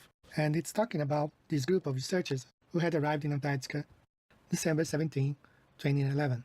So definitely I thought that I could find something in their footage that would give us some clues about a possible 24-hour sun in Antarctica. Now, the article talks about where they were positioned. They were at 84 degrees south. There says when they they were supposed to leave. So the article was written in the middle of the mission. It was written January 12th, and they were supposed to stay in Antarctica for another 7 to 10 days before returning to the Chilean city of Punta Arenas. You have the date, 22nd January, when they plan to arrive back in the Chilean city of Punta Arenas. All right. So, make something clear. Pretty much everything else you're going to see is going to be footage from this team. This team was sent to Antarctica, and this is the very important part because his whole argument is that this team, one, doesn't talk about the 24-hour sun, and two, and most importantly, they didn't show any footage of the 24-hour sun. So, and according to him, because they didn't talk about it, that means it possibly doesn't exist. yes. Yeah, oh, it gets bad. I gotta find my timestamp. Okay.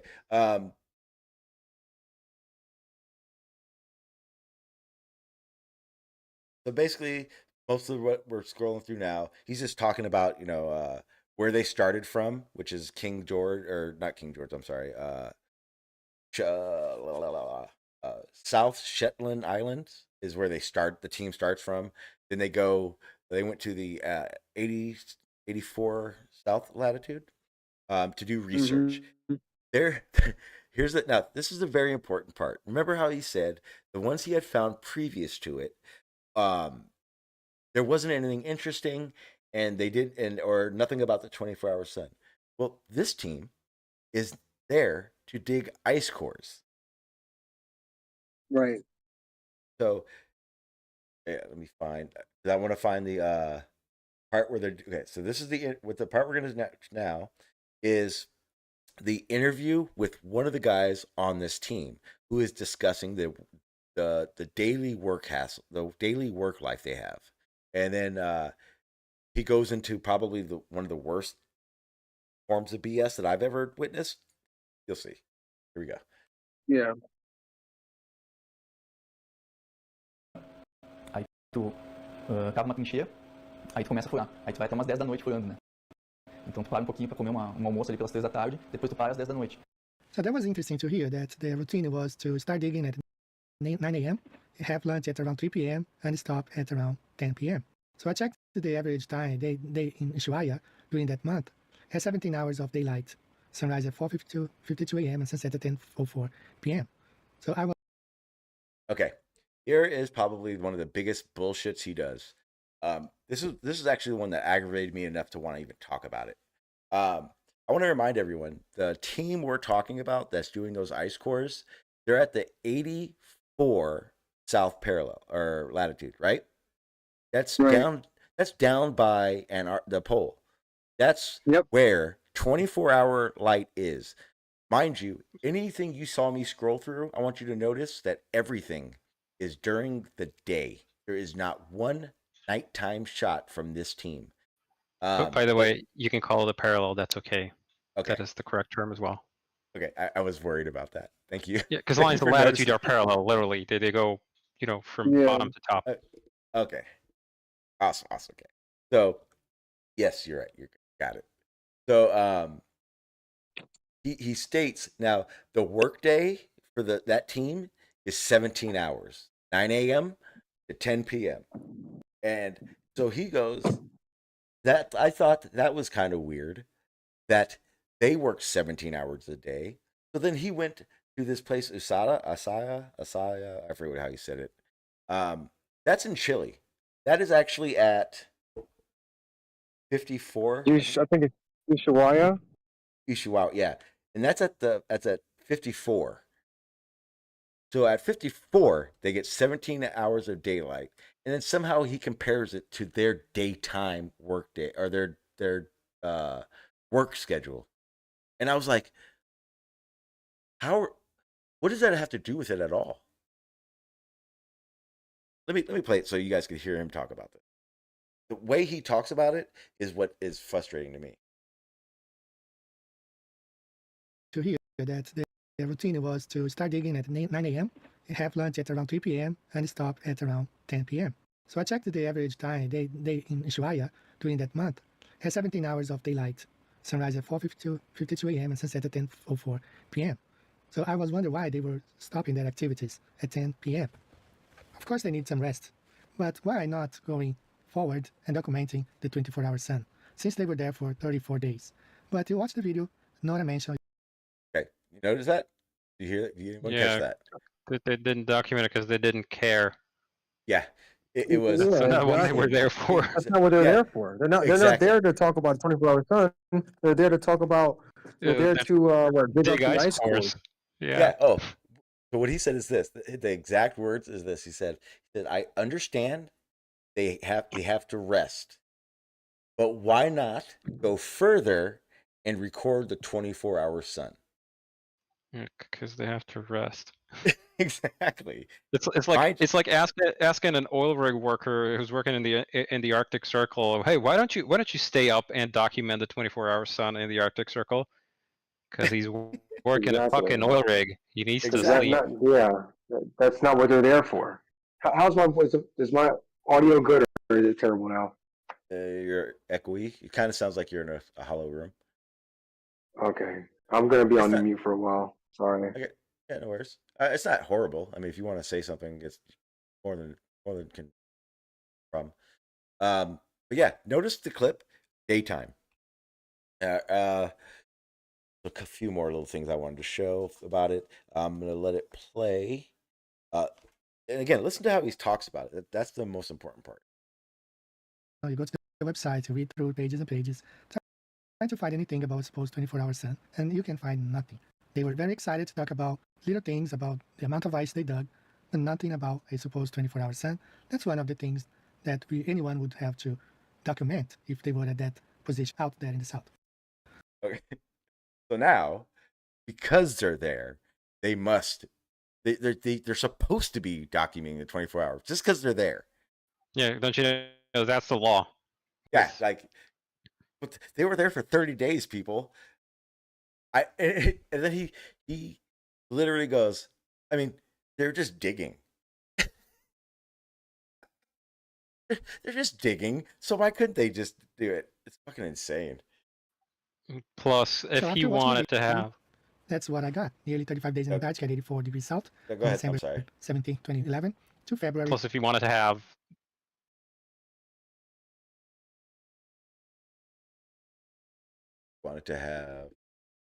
Yeah, so if he wanted to have documentation of the 24-hour sun, there are plenty of videos out there and people talking about it in Antarctica. So why did he pick the one video where they don't talk about it? Because they don't care. They're there to do a different job. Does he expect 100% of the videos to cover that? Yeah, that's what that's honestly what it seems like. It seemed like he was like, they're there. And then I was thinking, it's like, if you're at like a baseball game and then you came home and I was like, well, did you get video of the parking attendant getting money? Like, but you were at the game. You had to have passed them. Why didn't you get footage of it? Like, wait, that's not what I was there for. Why would I watch the parking attendant? I'm watching a game. It's very ridiculous when people think like that. I don't understand it. What scares me the most is, and this is, we'll go into probably something we talk about some other time, but this guy has 31,000 views. I don't remember exactly how many views this video upload specifically has, but there are flat earthers that are like saying how great this one is, and we're only 8 minutes into a 45-minute fucking upload. I mean, their standards are fairly low, so let's be honest about that.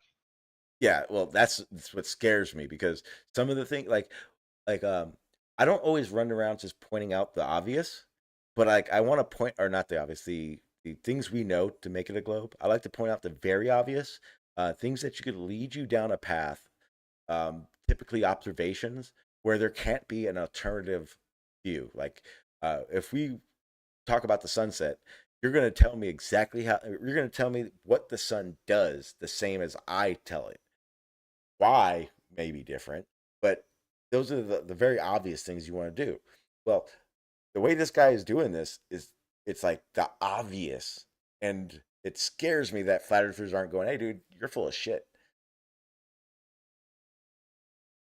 Luckily, like I said, luckily though, I have talked to flat earthers about this, and there are a small portion that are like, oh, that's bullshit. That guy sounds ridiculous. So maybe that's good in some retrospect of it. It's 22nd, 2012. What is the footage of a 24-hour day in Antarctica? Why weren't they able to produce and show, look guys, the sun is going in a circle 360 degrees around our research station? No. They're nearly 35 days in Antarctica with HT capability equipment and no 24-hour sun circling south of 84 degrees south in Antarctica. So why wouldn't they document this event if it's really something that very few people would have the chance of seeing? Whenever they can extract from the ice, it can be brought back to Brazil and studied, many people see. But the 24-hour sun over the South Pole, it's something that you have to be there to see if that really exists. So Wait. So he said all the time they're taking to dig and research ice cores is wasted, because they could dig those ice cores up, put them in a cooler, and go study them in Chile. And in that downtime, they could be recording that 24-hour sun. But then I realized, if they recorded that 24-hour sun, don't they have to bring it back to Chile for him to watch it? Yeah, that too. Also, just because they have HD recording equipment on board doesn't mean that they have equipment to make a time lapse, because you need an equatorial mount for that, or some sort of motorized mount to actually attend it. You need plenty of batteries, probably heated batteries, because a camera in a 40 below zero chill ain't gonna last for 24 hours. So So there's actually a fair amount of equipment you got to bring to make a time lapse of that.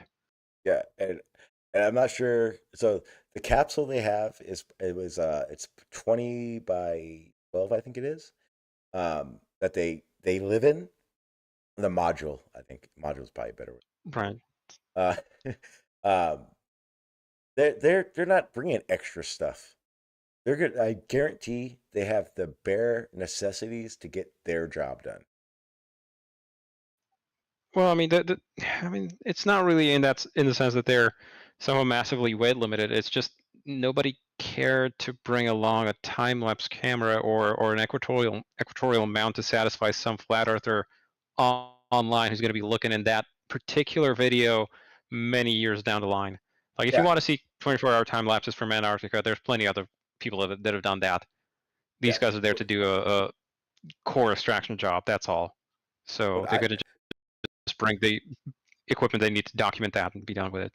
Yeah, what I figured it was that he went through all the videos he could find, and this was one that definitely didn't talk about the 24-hour sun. Yeah, could be deceptive. Yeah, lying by omission. Yeah. Now it gets better. The BS gets better. So hang on. So trying to get to where I know it, because the second part of this, jump forward, see what I'm talking about. This part right here. So what I'm about to show you, it matters all to this. This is his. So throughout this whole thing, he makes a bunch of orientation claims, as if he knows which way things are facing, and then he uses them as ways to justify no 24-hour sun. So this camp is at King George Island. This is like Chile's main base, like their main camp. And what he's claiming is that this is a south-facing. Problem is when I looked it up, that's actually an east-facing beach. Now I'll go back to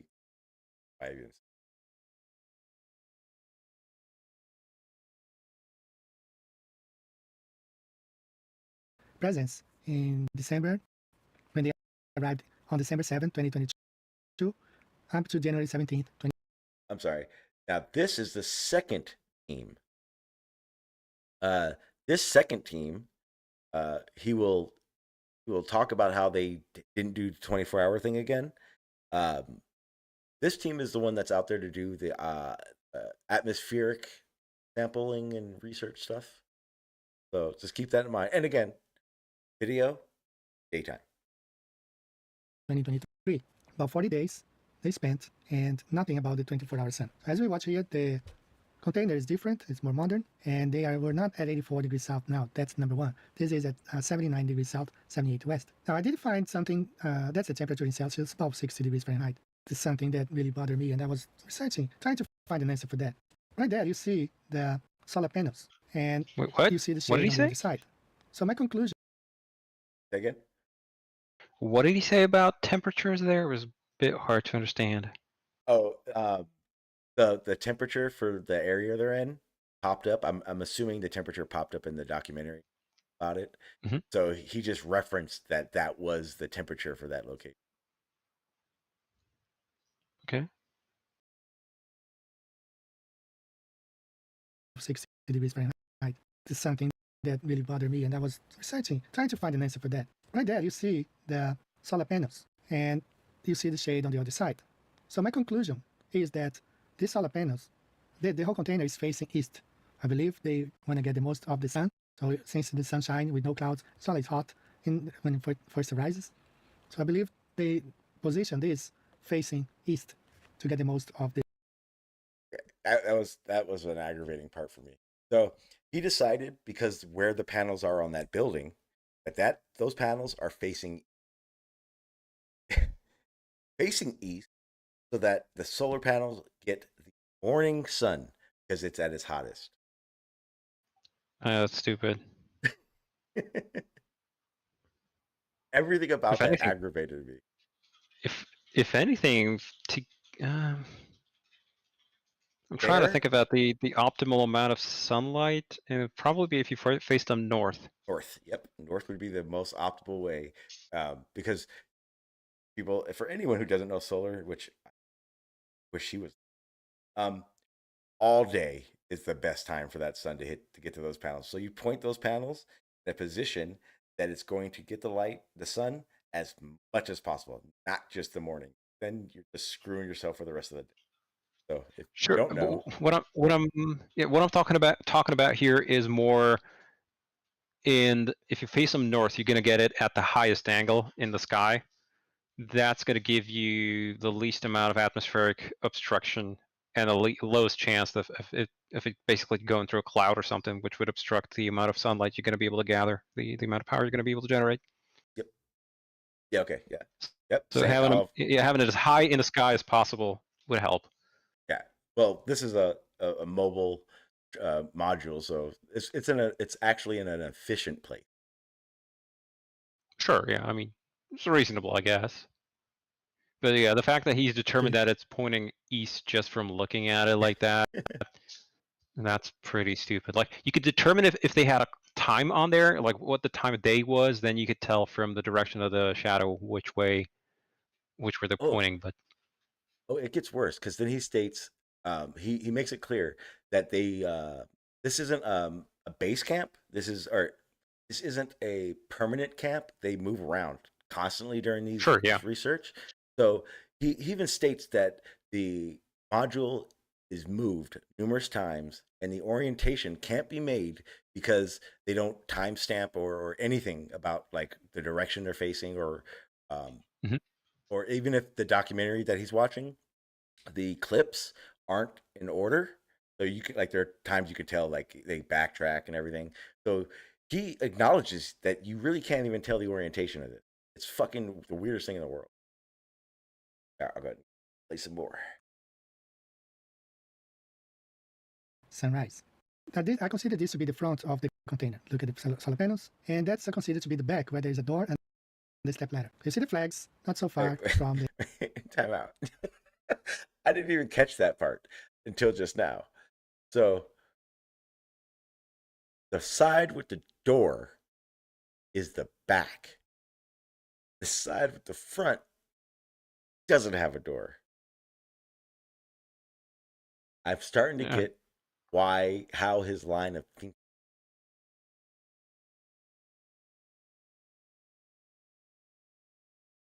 The container, and here the sun is probably facing east.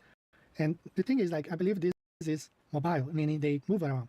Because for 40 days they were there, they moved around, they did not stay in the same spot. Because the footage, and the whole footage that I found, all the documentaries that I watched, they don't seem to be in chronological order. They display the images according to the topic they were talking about. And this station is different from the first one. While the first one, they were just digging up for ice, this one, they were collecting air samples. And they were Look at also Twin Otter. checking the wind direction, and they confirmed the winds there to be of 200 miles per hour. It's about, I would say, noon. The sun was coming from the east, and now you see he's posing on the other side, the side of the door, facing the sunlight. Here you see the earlier when the sun was on the right, coming from the east, and now you see them posing for a picture in the back. So my conclusion is that the panels are really facing. My conclusion is that the panels were facing east, and now the sun is hitting them from the west. Went around 180 degrees. How? And you see the flags there, it's not too far away, but then you find some How do you footage make those where claims? you will see the flags really far away, or sometimes no flags at all. So as I said, I You believe fucking make they it. moved this container around. Some of the scenes shows a tractor pulling this stuff.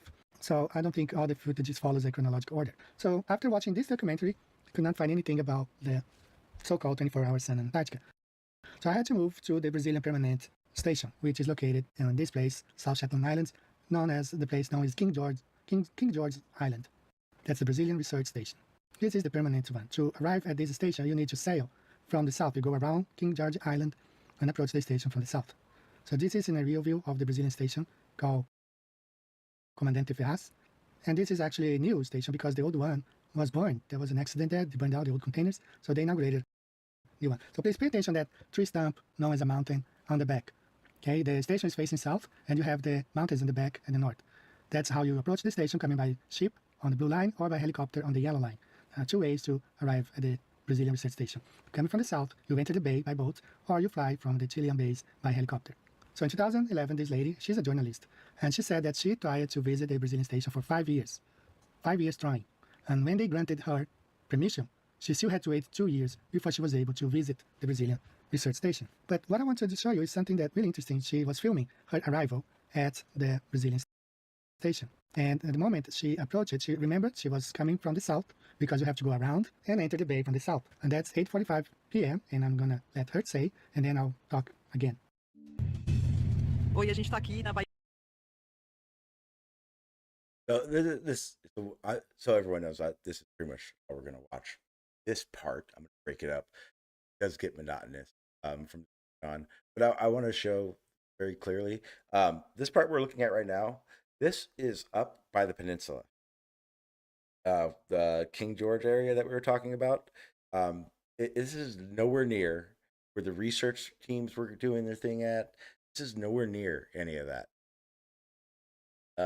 Let me, how far I'm gonna play it. Also, it's February 18th, so southern summer is getting ready to end. Yes. The days are definitely getting shorter. Which brings me to this part. So, mind you, again, he's talking about how there's no night, like there's no midnight or nighttime footage. So then he goes and finds this. This guy took that, and he doesn't even say it. I'm done playing it for him. But tomorrow when I do my live stream, I will do the second half of this. We'll get into this part. But mind you, he actually contributes this nighttime clip that you're looking at. He contributes that to why there is no 24-hour sun. And he says, because in May, this is May 29th, that clip was taken, the one at night right there. He says that it's impossible for there to be a 24-hour sun if they get darkness at night. And he just does that all throughout this. Yeah, he does that throughout the whole rest of the video. That's it gets aggravating. And we're going to do that tomorrow. I'm not done streaming, but I can only take so much of this guy. It's fucking bad. I think the link is in the description, so anyone can go do this. If anything, watch it, and then when tomorrow you're going to really get off on the fucking second part, 'cause that's when it So, gets hang on, really bad. So He's- flat earthers will fall for that. They'll fall for this because of the fact that they don't understand the model. Yes. Wait, so basically. is he claiming that in southern hemisphere winter it's dark in Antarctica and therefore what? Yes. It proves what? Therefore, there can't be a 24-hour sun.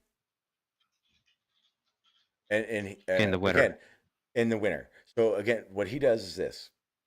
He goes, there can't be he says if the sun does that in the way that the globe model says it, and this is me just simplifying it because I reword the crap he says. If the way the globe model works, that there's no way that half the year or at certain parts of the year, December through I think he said January, can't have a 24-hour sun and it get dark in May. He doesn't understand the actual tilt, and he doesn't understand the orbiting around the sun at all. Yeah, my brain just blue screened trying to understand that. Yeah, it got really aggravating. This is the part where I stopped trying to edit it to do an upload. And I went, "There's no way in hell I can get." I don't like. I have it at ×2, which means this 45-minute thing is only 20 minutes long, and I don't want to finish it. Fair. Let me see.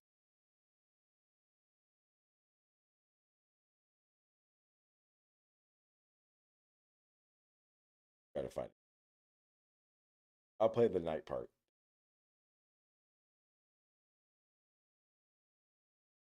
With 2017. I will add the subtitles so you can hear him. Some people in the past told me to leave the person who's speaking, so they want to make sure that what I'm saying is what they are saying. So I decided to add subtitles, and you just listen to him explaining by himself and read along the subtitles.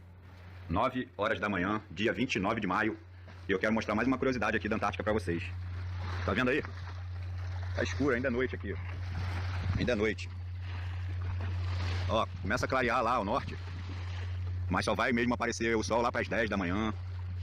Entendeu? Esse fenômeno ele é chamado de middle winter. E no meio do inverno mesmo, middle winter significa meio do inverno. E no meio mesmo do inverno, lá para junho, chegando a julho, vai começar a amanhecer mais tarde ainda. Começa a amanhecer lá para as 11 horas. E quando dá 4 horas da tarde já tá tudo escuro, já é noite. Entendeu? Isso é uma curiosidade aqui na Antártica, no inverno. Os dias são mais curtos e as noites são mais longas, né? Então, mais uma curiosidade que eu queria mostrar aí para vocês aí desse continente maravilhoso. Que deve ser preservado. Grande abraço, fiquem com Deus. On May 29, 2017, he recorded this video explaining that they were at the start of midwinter, as they call it in Antarctica. He was explaining it was still nighttime, but the sun was already starting to appear at the horizon, and it would take another hour for them to have sunlight until about 4 p.m. They would have, like, from 10 until 4 p.m., they would have daytime. But let's move on to the next video that I found on his channel. He recorded at the June solstice, which is the North American summer solstice. He uploaded the video the following day, but he made the video at the day of the solstice, on June 21st, 2017. So you know the globe model claims that at this day in Antarctica, there's no light at all. It's a 24-hour days of darkness, no sun in Antarctica on June. But here he is contradicting this. Olá, 21 de junho de 2017, primeiro dia de inverno no Brasil. E aqui na Antártica, onde só temos 2 estações, o verão que vai de outubro a abril e o inverno que vai de maio a setembro. Então hoje aqui na Antártica, estamos exatamente no meio do inverno. Também comemoramos o Dia do Antártico. Ou seja, todo aquele ser humano que teve o privilégio de pisar em solo antártico, comemore esta grande oportunidade. Consequentemente, hoje é o dia mais escuro do ano aqui na Antártica. Tínhamos a previsão que o sol nascesse às 11 horas e se pusesse às 13. Mas como vocês podem observar aí, ó, hoje com menos 14 graus, muito vento, muita neve, sensação térmica aí de menos 30 graus, o sol nem apareceu. Hoje é um dia típico aqui da Antártica, um dia maravilhoso, um dia para se comemorar. E eu queria mostrar para vocês mais essa grande curiosidade desse continente maravilhoso. Espero que gostem. Um grande abraço. Fiquem com Deus. So there you have it. He says that on June 21st, they do have sunlight. The reason they didn't have on this particular day because they had bad weather. But they normally, on June 21st, the sun rises at around 11 and sets just after 1 p.m. So they do have daylight in Antarctica on June 21st, which the globe model denies. So now let's look at. And that's Oh. Yeah, question is where was that filmed? It was filmed Check it. Is it at that Brazilian base that he was talking about earlier? Yes. In that case, he's a shithead and doesn't understand that that's barely 60 degrees south. And even worse than that, he says that the globe model says that it doesn't happen, but yet in Antarctica, it's called middle winter. By the way, in terms of latitude, that's about comparable to Finland and Helsinki. Like the capital of Helsinki does not get polar night. Yeah, that. So And it's more south than Iceland, or closer to the equator than Iceland. And Iceland gets day during the winter time. Not much, but a little bit. Or Anchorage, I guess, as well would be another reference point. And ultimately, those were the reasons I had to talk about. God, it's scary. Anybody who you see share this lake, man, there's so much fire in here. And again, I'm not the type of person that likes doing that, but at the same time, it's like that's too far. Like that is far. Like, how do you think that was a great idea? How did you think any of the information? How would anyone think that information has any type of credibility? It's closer to the equator than Reykjavik in Iceland, and it's about comparable to Anchorage, Alaska. So, yeah, there's plenty of sunlight. There's plenty of sunlight in the winter there. Not much, not for a whole lot of hours, but you definitely will get sunlight.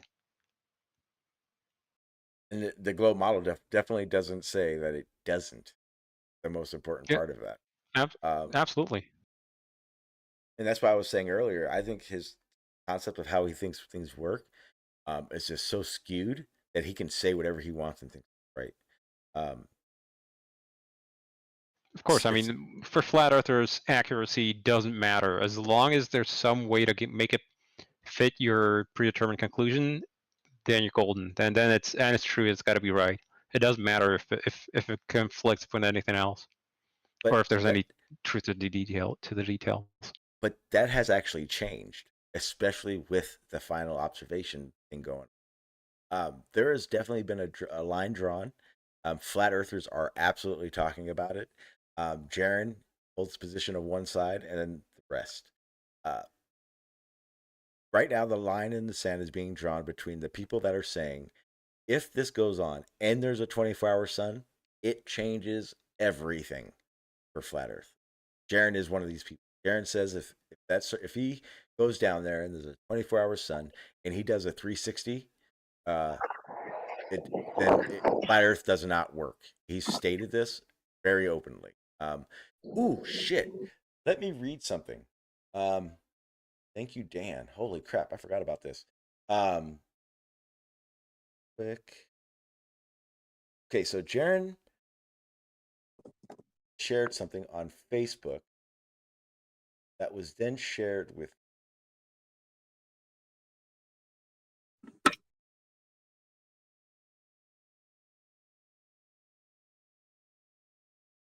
regarding the trip.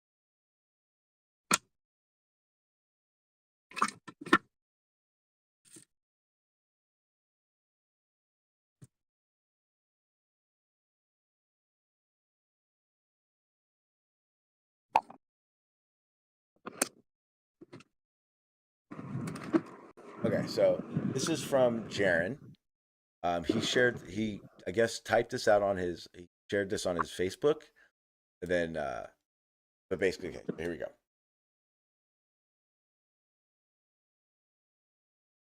Fact. Okay, so it says trying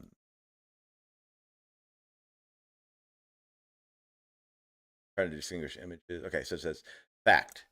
The sun circles someone in the north from left to right. In the north. Okay. I've seen enough video and spoken to Daryl Marble. Holy crap. Okay, my bad. I've seen enough video and spoken to Daryl Marble, D Marble, and Bob Nordell plus some viewers from Norway and a friend born and raised in Iceland. They would tell me about the 24-hour sun in the north. Sun moves left to right during the June solstice, and the observer would turn in a circle and observe this. Makes lots of sense on a FE map. You are in the middle. Both models can explain the observation. So I'm assuming he's talking about the observation from the northern hemisphere. He says flat Earth and globe can both explain that. Now, and then it goes into saying, gotta be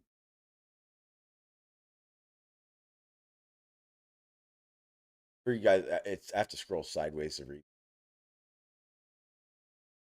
Okay, so it says after that it says, now if we go to Antarctica and see the sun does the opposite thing 6 months later during the December solstice, it now circles your head moving right to left, and again causes the observer to turn in a circle to see it.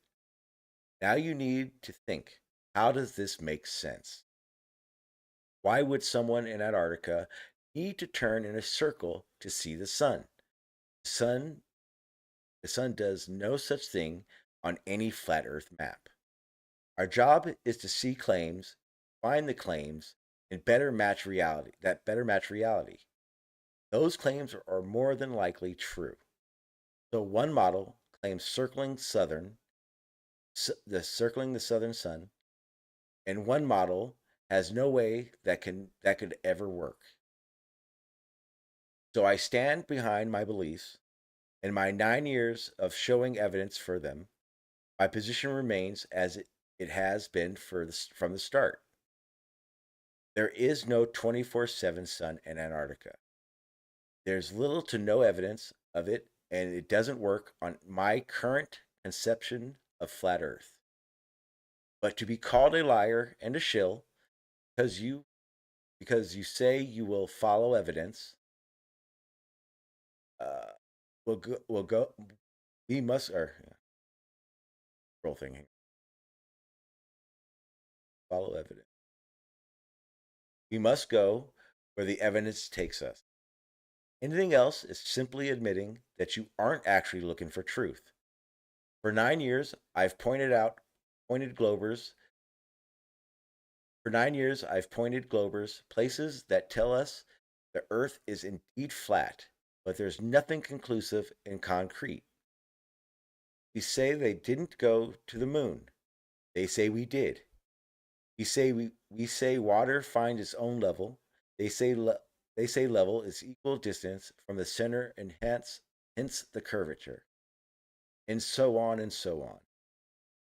When both models explain an observation, it's okay to not take a firm stance or stick to your side. The evidence isn't there to tip the scales. But when one model predicts an observation and we can confirm it to happen, and another model has no way to explaining how the observation could take place, it's not okay to say it doesn't matter.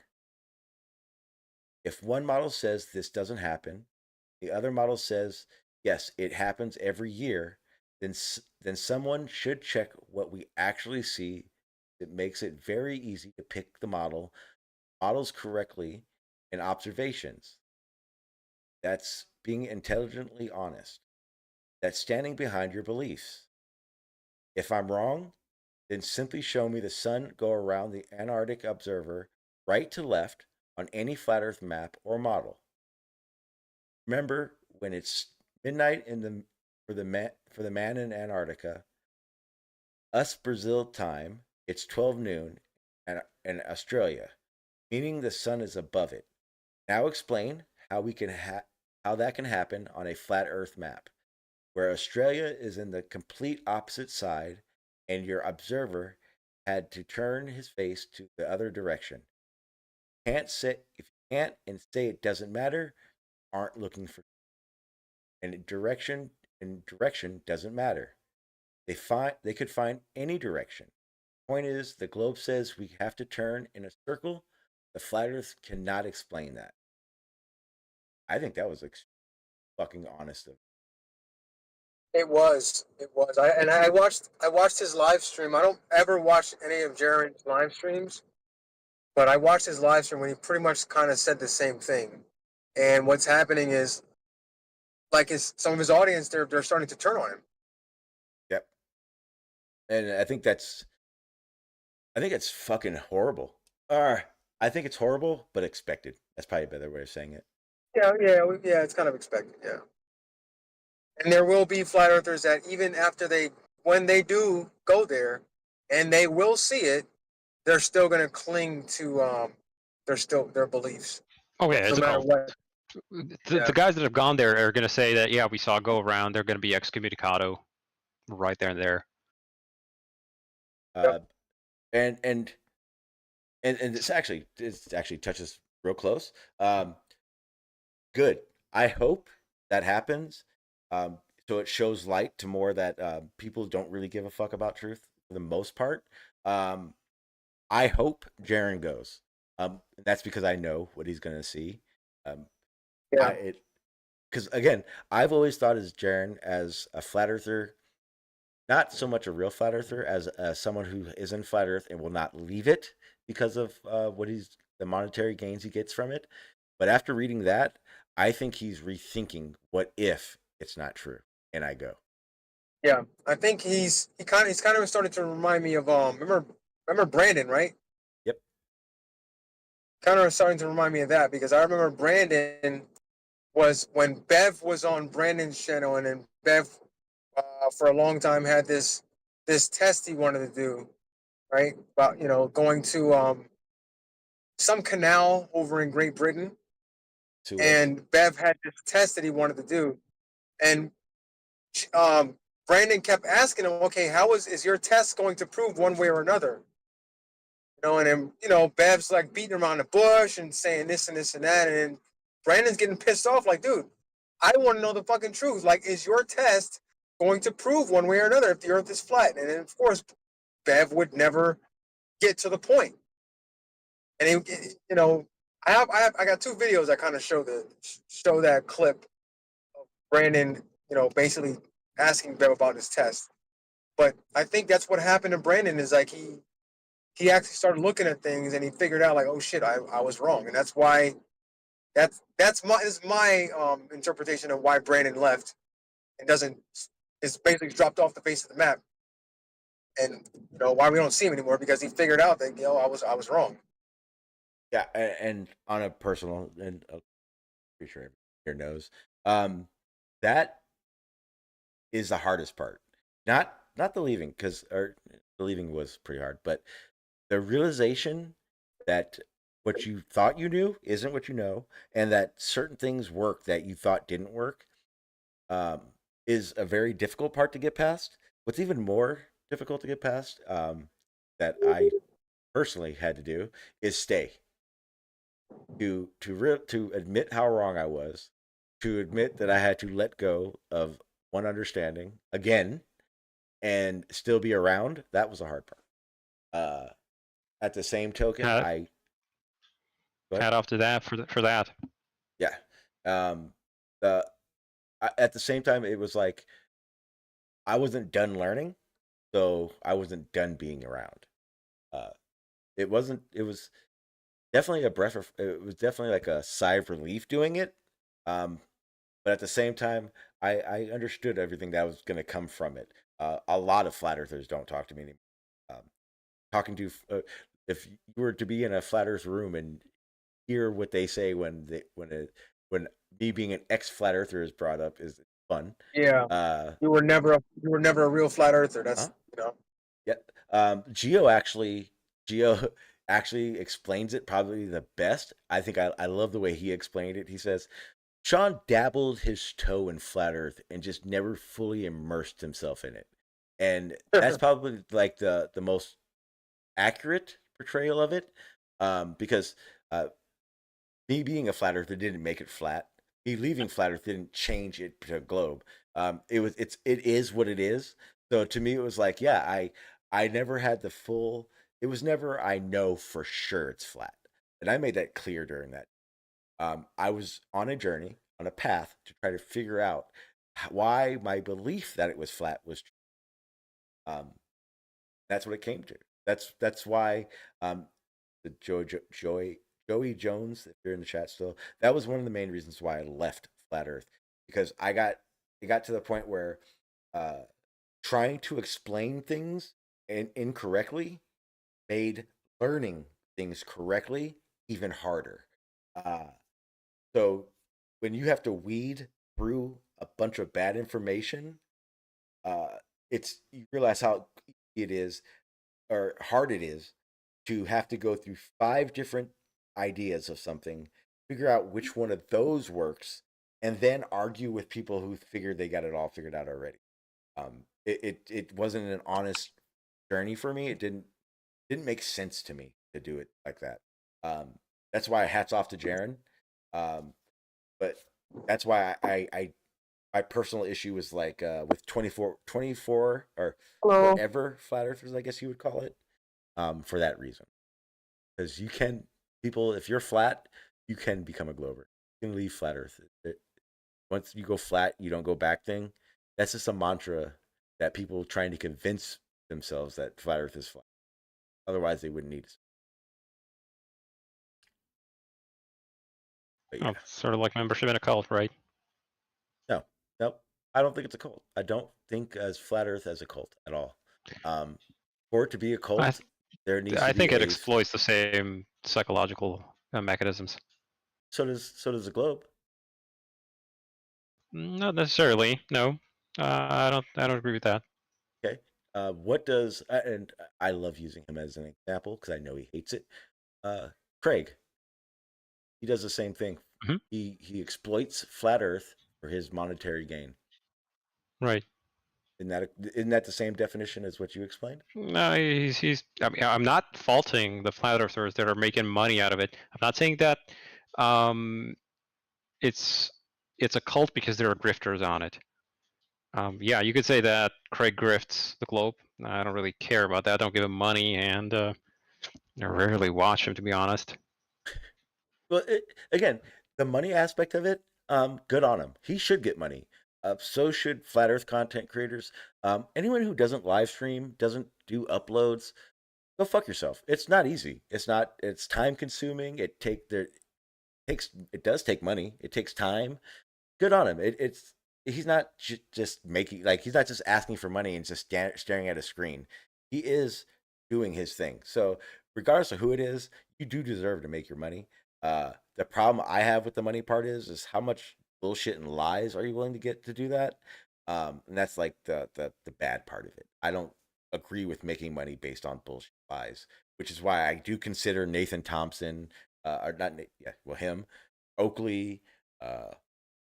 I consider those type of guys scammers, guys that will feed you bullshit to make you think it's a flower, and try to make you think it's a flower. It's crazy to me.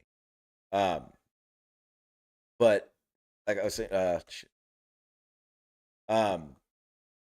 I don't think it's a cult because a cult has typically has a purpose, or not a purpose, a leader, I don't know how to explain it. It's flat earthers are so of themselves. Almost every flat earther will have a different idea, a different mantra, so to speak, about it. That's why I don't at all. I don't think you're so much indoctrinated into becoming a flat earther as you are just eyes wide open to the shit you just had no clue you didn't know. And I don't know about the religious aspect of it. I don't know any part about religious flat earth.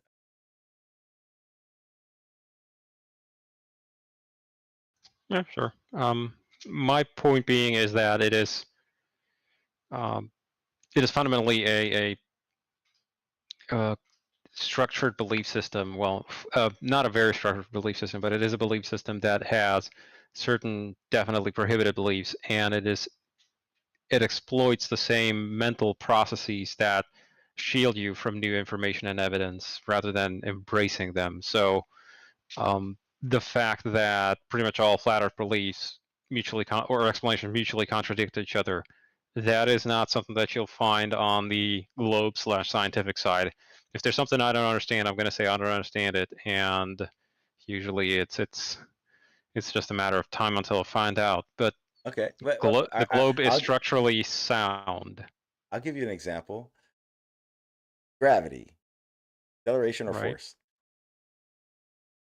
It actually doesn't matter. Well, you know what? If you're not going to Well, pick, this isn't going to be a fun part. okay. Okay. Let me rephrase that. Your question is more about gravity. Is it a geometric effect of space-time, or is it a force in the conventional Newtonian sense? Yes. And the answer is they are mathematically actually both of them more or less equivalent in most cases. There are cases where they're not, and Newton's universal gravitation law that uses it that models it as force has cases where it more deviates from measurement than the space-time explanation structure. That having been said, there are gravitational theories that essentially model like the graviton thing you were talking about, which model the effects of gravity by way of particle physics rather than being a function of space-time. Because the space-time explanation doesn't actually have force carriers. It doesn't do that. Yeah. It's more like the effect of space-time is an emergent property from the particle effects. In that respect, both explanations are actually functionally equivalent. If they both produce the same experimental predictions and the same results, I will consider them equivalent to the extent that it actually matters to physics. Because in physics, quantum physics is one of the classical examples of where you can have competing interpretations of the same math. Like the math gives you a measurable prediction, your instrument measures that prediction, and you can construct like devices based on that math, and it all works out. The thing hangs together. But what is your intuitive interpretation of what's happening actually underneath that math? Quantum physics defies, so to speak, the intuitive characterization. Like, is it multiple worlds? Is it wave function collapse? That kind of stuff. They're both essentially like whatever you like. It doesn't matter at the end of the day, as long as they produce the same measurements. Have at it, have fun. I don't care. At that point, we're counting angels that fit on the head of a pin, and I don't care. I get it. But the aspect of that, the reason for it is that there aren't flat earthers that run the same model. They may have the same agreements they may agree that density is a reason things fall, but they're not going to have the same agreements. The Antarctic, the final observation has shown us that it's not a cult in your definition, because it is already split flat Earth, and that's on every topic actually. I would say that one of the hallmarks of these, I wouldn't. Okay, it's not necessarily strictly like a religious cult. It's more a pseudoscientific cult. Now, one of the hallmarks of a pseudoscientific cult is that it doesn't unify; it splinters. The more you go on, the more fractions there are, simply because of the fact that what they fundamentally believe is not true. So therefore, there is no self-correcting mechanism. It just basically just crumbles apart into smaller and smaller pieces. Occasionally, there will be unifications, but there's no unifying guiding principle. Whereas in physics, anybody who does astronomy, nobody's going to say Newton was completely wrong in every aspect and it's only Einstein. Now they're going to say, for your day-to-day job, for most cases within the solar system, Newton is good enough, close enough. If you want to go to higher precision, then you have to get more involved and invoke more complicated math, which would be Einstein. But fundamentally, they both overlap in like 99% of cases. Whereas in flat Earth, it's like literally half and half, and there's no way to reconcile them. But because I'm trying to unpack. I could see the religious side of flat Earth, but I don't see how it was cultish for me. Because if that's the case, and I think Glober Mom in the chat said it. She said it under the definition, uh, every group is a cult. In your case, I would say that the reason why you got out is because you didn't buy into the culty aspects of it. Well, I didn't buy into the faulty evidence.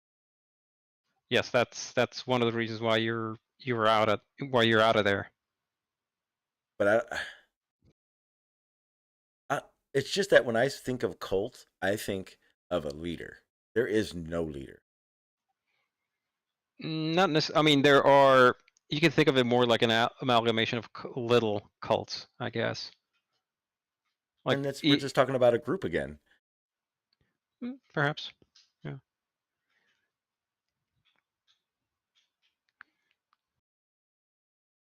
Yeah, and then if that were the case, then it wouldn't be flat Earth. It would just be subgroups of flat Earth that were cult 24/7. They're not organized in the sense that they don't have an organized religion or an organizing principle other than some basic fundamental tenets. Talking about they got like 3 rules. You got the can't answer these. You're not a real flat earther. They got talking points you're not allowed to talk about. They got talking points you're only allowed to talk about. There are people. They have a hierarchy of who are allowed to talk and who they're allowed to talk to. That sounds culty as fuck to me. But that's not flat Earth. That's a group in flat Earth. Sure. Yeah. Right? That's like saying because it'd be the same token of I don't know right offhand a cult, but if they practice Christianity, what you're saying is Christianity is a cult, but it's not. That group is the cult. Right. It's like saying Christianity versus. Hey, Tex. Hey, sorry to jump. Nope, you're good. Go ahead. It's all open. It's like saying the Branch Davidians or 7H are Christians, but they're Christian cults. You know, they're taking and bastardizing the concept to be manipulative. And while the rhetoric of flat Earth in of itself is not manipulative, the figureheads in flat Earth are. So does that make it just a group within flat Earth or flat Earth? Because I think now that I'm thinking about it, it's a group that has used flat Earth to become a cult-like, but flat Earth isn't cult. Right. It's like what we were saying yesterday. You know, guns don't kill people; people kill people. It's that same concept. Rhetoric itself is not nefarious. It's the individuals that are bastardizing the rhetoric that make it nefarious. Yeah, I think they're not organized enough to be. Flat Earth isn't organized enough. No, but they are narcissistic enough to make cults using flat Earth. That's what the Globers do too. I would say that there's certain groups of flat earthers that are more cult-like than others. Absolutely, I can agree with that. But then you could say the same for Globers, right? I would say if this is absolutely true. No, I don't agree. Oh my God, I prove this all the time. If I say something bad about Craig, fight the flat Earth, you don't think my chat or you don't think my DMs or something or me in like a server, I don't get a gaggle of fucking hate texts back from people who have their own opinion about it? I don't know. Do you? That's fucked up if you do. Oh, I do all the time. Craig hates me because he doesn't like that I point out his condescending attitude nonstop. He hates it. He won't go over to demonstryde server if I'm in the voice chat. Yeah, it's bad. It's because I point things like this out. He doesn't like it. You don't like the way he treats flat earthers. Is that why? Yeah, I think it goes too far. I get it.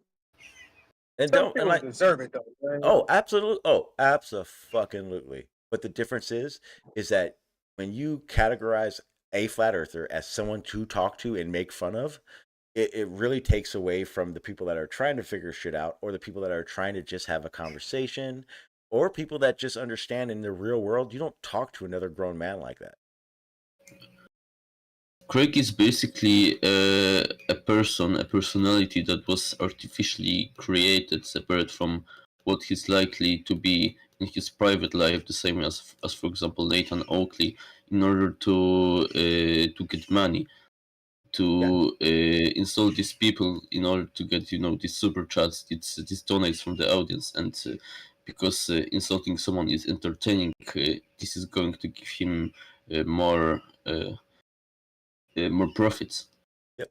And to to round the conversation up on it, I asked someone in a server who I know is what I consider fanboys, and this is the cult aspect of it. I consider them fanboys because they'll defend them at all costs. I asked a simple question, and I'm going to ask you guys this, and I'll round off the show with you guys answering this.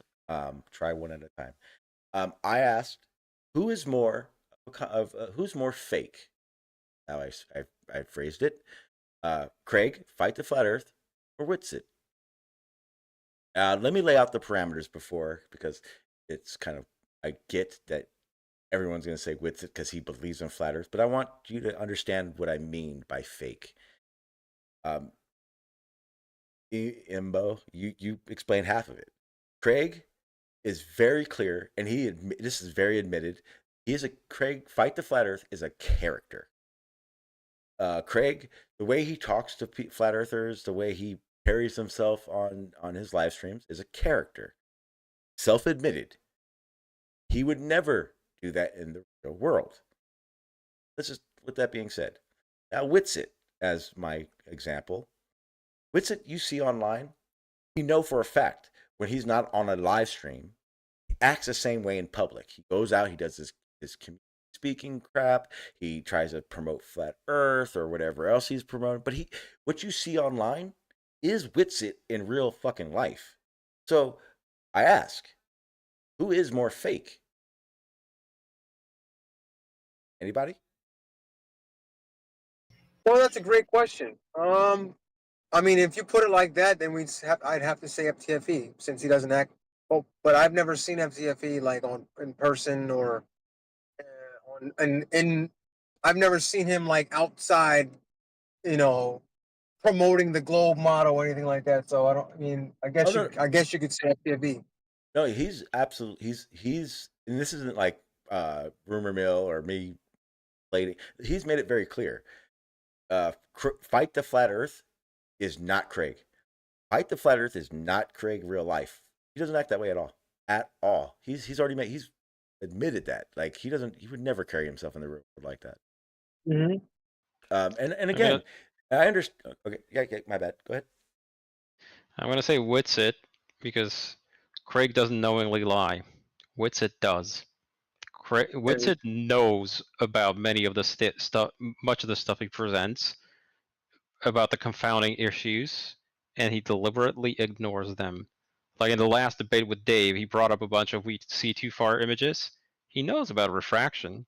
Yeah. He knows he misleads the audience about where the pictures were taken or what the elevation of the observer was. It was explained to him many times. He still lies. And the same thing about his misquotes of various scientists. He'll quote mine a scientist from any book or paper or whatever, say that it supports him, even though he understands that it doesn't. And usually either within the same page or sometimes even within the same sentence, they'll disagree with what he says, but he'll cut off a quote, put a period, put a full stop where a comma was, and Witsit's done that multiple times. So no, Witsit knowingly lies. Craig doesn't. Craig plays a character, yeah, sure, but he never said, for example, that he, like in his recent debate with Flatzoid, where Flatzoid says that Craig claimed that he's a nuclear scientist. Craig never claimed that he was a nuclear scientist. Right, he's a nuclear engineer, but I don't think Craig or FTFE as the personality has ever lied deliberately. Although I will absolutely agree that he argues like a shithead, and it is absolutely counterproductive. I don't think it really convinces anybody. I think he just does it to be a personality, and that's why I generally don't watch his debates, because they're just annoying. Yeah, good answer. Like I said, there's no bad answer. Anybody else? It's okay. It's cool. There is no right answer. I have my opinion. Everyone has their opinion. I just wanted to get to weigh in on it because I honestly, when I thought of the question, I thought it was a really good question. It has a little bit of a brain teaser in there for you, but it also forces you to really think about how you're going to answer it. Good. I like it. I like the answers I got. I'm not gonna. I think I already told you how I feel about it. But I know how you feel about it. And here's the thing. I don't mind him. If let's just pretend it will never happen. He shows up right now. I can have a perfectly fine conversation with him. The reason that I have issue with him is because even in real life, if I saw someone talking the way he talks, I would either never have a conversation with them or I'd have to step in and say something, which I do already. I'm sorry if no one's noticed it. What you see and hear out of me here, this is you'll see the exact same fucking thing in real life. Granted, I don't talk to people in real life. I hate people. I hate being around people. But I have a conversation and I don't act different. But to me, that's like a really fucking important thing. Um, like I was talking about earlier, um, me being a flat earther and leaving flat Earth um, didn't happen because of the ridicule. It happened because I was able to talk to motherfuckers that were respectful enough to have a conversation, understand they were talking to someone that didn't actually understand it, and weren't trying to play the "I'm smarter than you" game. And Right. mind you, I understand that I came from a place that isn't normal. I came from a place that I was asking questions. It wasn't all about you're fucking wrong because I didn't actually know.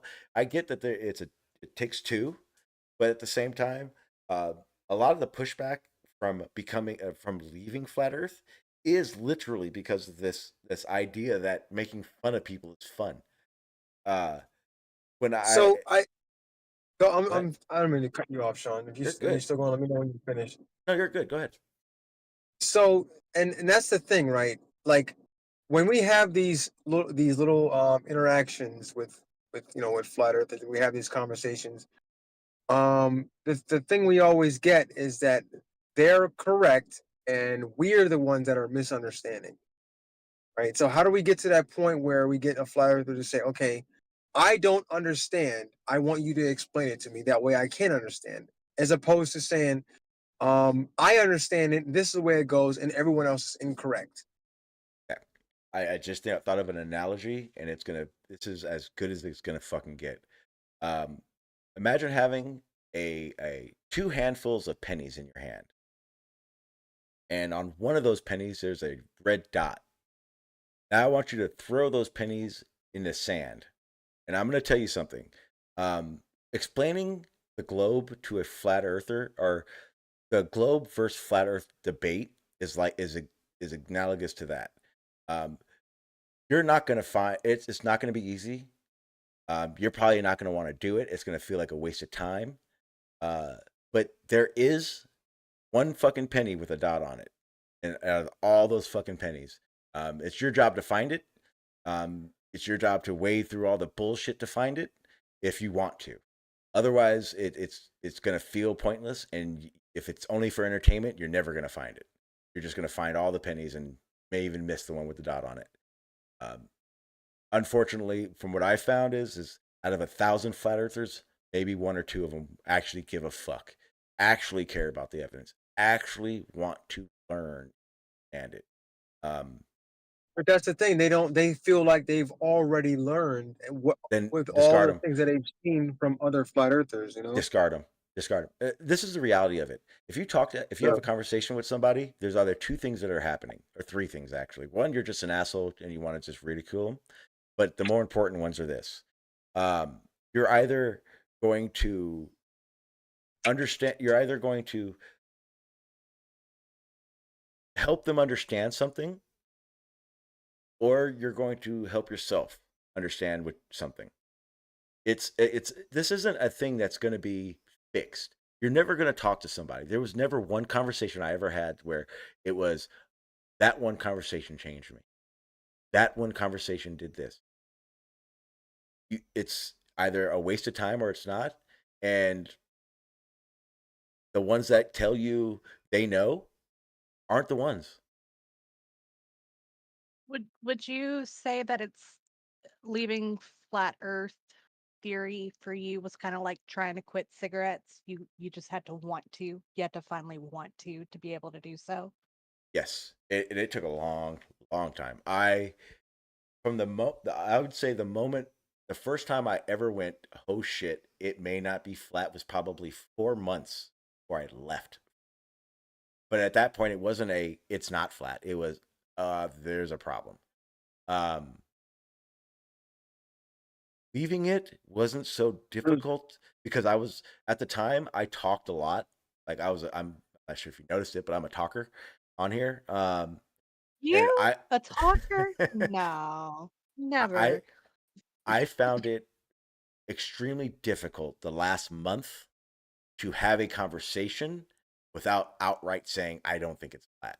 And because of that, I couldn't just keep it in, just keep hiding it, hoping I'd find something that would make more sense. Because at that point, I realized I wasn't going to.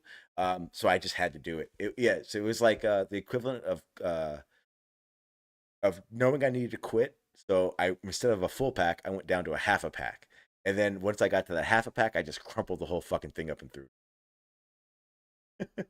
I started off as a slow progression of it, and then I just stopped. When I left, it was because I just could not what if anymore about it because I knew it was a glow. You got to the point where you were smoking the cigarette and you're like, you know what? This doesn't even do anything for me, man. Yes. Someone handed me like one of those those Nicorette vape pens, and then like a month later told me there was no nicotine in it. Right.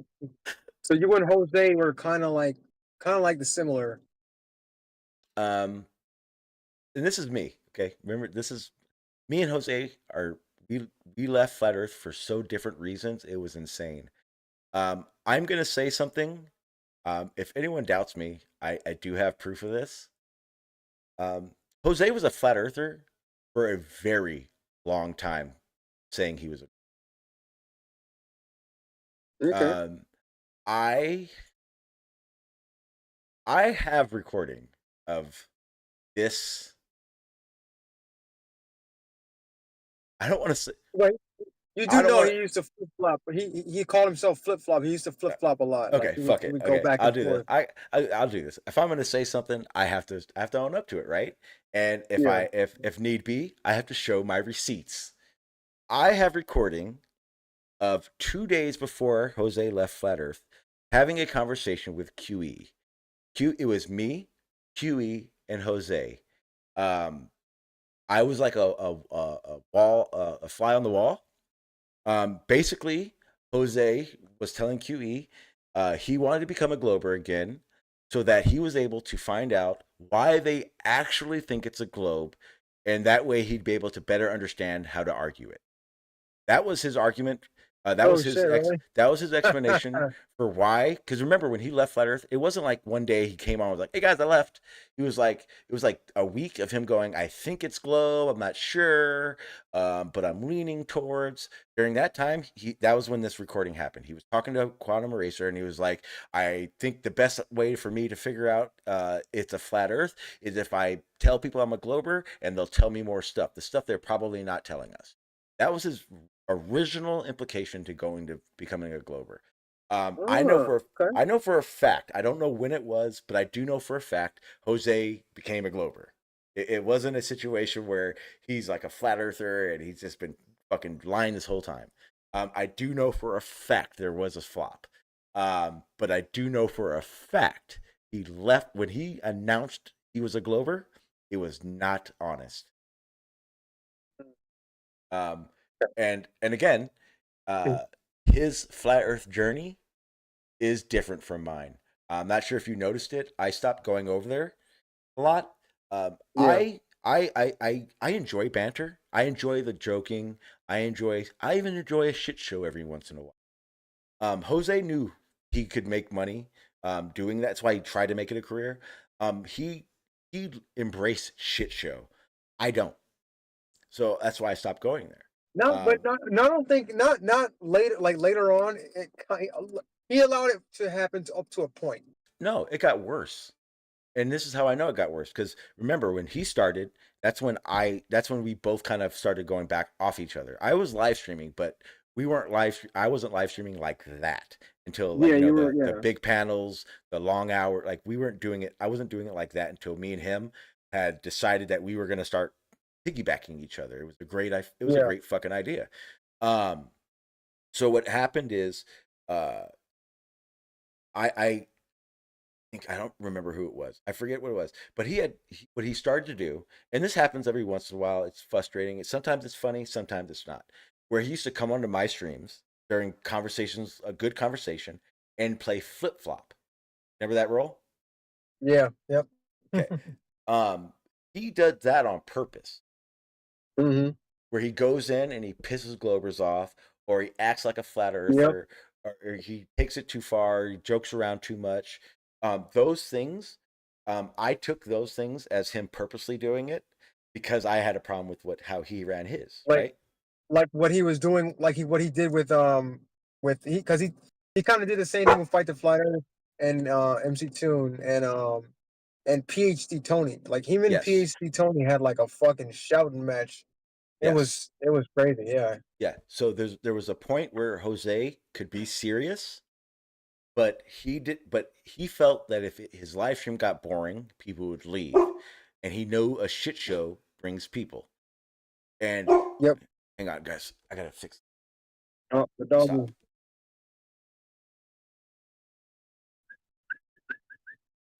So what ended up happening is and mind you, this me and Jose had these conversations. This isn't me behind his back or nothing. It was very clear the way the stream worked. Jose was the entertainment aspect of it, right? It was fun. He let people go at it.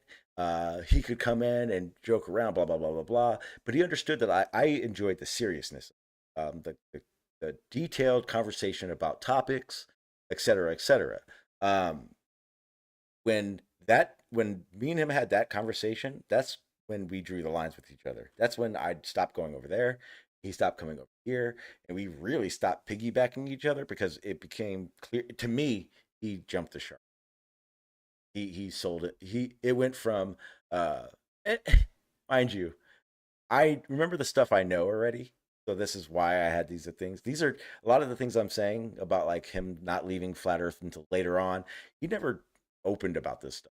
So the way I carry myself about Jose, I love Jose. Jose is great, but we don't run the same live. We don't run live stream the same. We don't think about flat Earth Yeah. better. To me, for him, when he did, because he's a Glover, when he did his live streams, Flat Earth was a joke to him, and the entertainment factor of making fun of and all that other stuff brought in the views, and that he liked that, and so he kept that going. For me, Flat Earth is a situation where flat earthers don't understand what they think they know, and I take it very seriously. I do get emotional about flat. I was suckered into flat Earth. I did believe it. I have an emotional investment, so I understand why I do this. But I didn't understand why he did it. I didn't understand. I don't understand. I personally, I don't get why Globers come into flat Earth servers, etc., and think that just degrading them all day is entertainment. I don't get it. That to me is the weirdest fucking thing in the world to me. And then having the I don't think a lot of conversations. them. Well, there's only a few that are actually like that will actually sit there and berate and degrade them. We I all know who they what are you are. talking? You I, know. I I listen to it. I see it. I see it all day long, all day long. Live streams, YouTube live streams, Discord servers. You go to gyms. That's all they do. Yeah, I don't really go to gyms anymore. And that's the thing, and that's what I'm talking about. It's like, um, and then it kind of goes to something bigger. I was talking about this with someone last night. And I don't know if anyone realizes this is actually fucking happened. I think we actually said something earlier about this, talking about it. Um, that make fun of people attitude, like it's literally promoting bullying, literally. And then it's like just fine and dandy to everybody, and it seems so fucking weird to me. And that's kind of why a lot of people realize, and I know a lot of people know that I attack a lot of Globers on the way their method of this is. This is why Craig doesn't like me, because I have this outlook. This is the same reason Dr. Bob doesn't fucking like me. And I'll say it the same way. This is a situation where a bunch of smart motherfuckers ruin their brains just so they can talk shit to fucking people. Doesn't make any sense to me. I feel like everybody needs to be carrying themselves the same fucking way they carry themselves in real life. And I guarantee fucking to you, no one's running around calling other people that they don't fucking know fucking morons and idiots and all that other shit. Yeah, So to I me, agree. it's weird. So when people get upset that I say something about it or I don't like it, that's because I am vested in it. I was the motherfucker you guys were talking shit to. And there's a lot of motherfuckers around that were talking shit to me at that time. And that's I why I agree. get so vested to it. I agree. But again, there are some that, you know, they lead off with that. Absolutely. There's some flat earthers that lead off with the disrespect, and that's, you know, if somebody disrespects you, you're gonna fucking come back and disrespect them too. Yeah, You know but what I see, mean? you're I a don't think perfect. I don't think I carry myself like that. You don't. But but see, I do. Okay. you're a victim. I don't want to say that. Your situation, because you get a bunch of shit for the stuff you do, not because you're disrespectful, but because you came up when all the other disrespectful Globers that you hung out with did it. So you're just Yeah, I a guess. casualty of war. The same way fucking Big Blue was a casualty of war. Big Blue didn't start off like that. Just so everyone knows, this like it wasn't like it is right now. Understand this? Flat earthers are complete assholes now. I understand that, but understand there was a time they weren't at all. It was only Globers. This is called retaliation. This is called what happens when people do it and they get sick, and a group of people get sick of being the fucking butt of every joke. Like a generational trauma, you know? Third Yes, generation flat earthers yes, are going to be on the defensive because anytime they've come into these spaces thinking it's going to be a safe space and that they have the right to be able to speak openly with individuals, they're met with that heat. They're met with that division. They're met with that Yeah. mean-spirited attitude. So, of course, when they come in, they're going to come in with a chip on their shoulder. They're going to come in abrasively because that's the only way they know how to get their voice heard in Well, what? these areas. Yeah, but what about the quote unquote Glober that's not really that what has been around for a long time? You know, let's say back, you know, 2, 3 years, 4 years possibly, and then went on to let's say Oakley's channel. You know, how were they treated when they went on Oakley's channel? Yeah, I mean, the mean-spiritedness has come both ways, right? It's an endless cycle of revenge, more or less, if you really think about it. It's petty. It's petty revenge, but it is. It's retaliation back and forth. It's never going to stop. And it only takes one bad apple to ruin the bunch, you know? Right, right. but a lot of, again, a lot of that is in response. Nathan Oakley is a perfect example. You do know. I'm not sure people know this. Earth, I know you probably know. Nathan Oakley wasn't always like that. Nathan Oakley used to not even cuss, let alone get irate, triggered, or talk shit. I think I remember that. Yep. Yeah. When he was a potato, he used to be soft spoken, never cuss. Didn't really ever debate either. He was at the time, actually, he was like old school at the time. So he was like one of those flat earthers that were like, I've been around so long, I don't need to debate. Uh, that what he's doing is retaliation for all the years of it. And again, you're right. There are flat earthers that just outright are assholes for no fucking reason, but there are also flat earthers that are assholes because of the what you said, Tex, the third generation thing. Generational trauma. There you go. Yeah. It does happen. Because I remember when I became a flat earther, get this, I became a flat earther because I got to the point where I realized I didn't understand the globe that I thought I did. But I also didn't want to be aligned with all the fucking assholes that were attacking flat earthers. So my on the fence happened because of the nasty globers. Where was that when you were having those conversations back then? I was on Where was Reds. You've been exposed. Okay. Was that a YouTube channel or is that like a Yes. hangout? Yeah. It was a YouTube channel. Okay, so you know Bro Sanchez. Bro Yeah. Sanchez and the guy Dreads, the guy that I'm talking about, you've been exposed. They were part of the conscious community. Got sick of that, realized they were full of shit, and they left and found flat Earth. They split, and so remember the dynamic that me and Jose had? They had the same. Bro Sanchez does like the old Aramaic, whatever, old school shit from ancient times. Yeah. Dreads did the newer stuff, the current physics and all that kind of stuff. They piggyback it off each other. I didn't like Bro Sanchez because Sanchez. So I stayed over there, and that's where I got the opportunity. And that was when I learned that you can have these conversations and not be toxic. Because remember, when I got there, I was a Glober. I was a Glober there for months and months and months. But it was always good conversation. It was I got respect. They looked out for me for the flat earthers that were talking shit. Uh, it was a very good place to try to understand what I didn't understand. And I just got roped in and took it too far. I threw out everything instead of evaluating it better. I just threw it out. But yeah, it's that was where I started. That's they ran the same way. Respect only. Can't have a conversation. Get the fuck out of here. That's why I carry my. That's why when I was a flat earther, I like dealing with that shit. Doesn't make sense to me to be a complete fucking asshole for.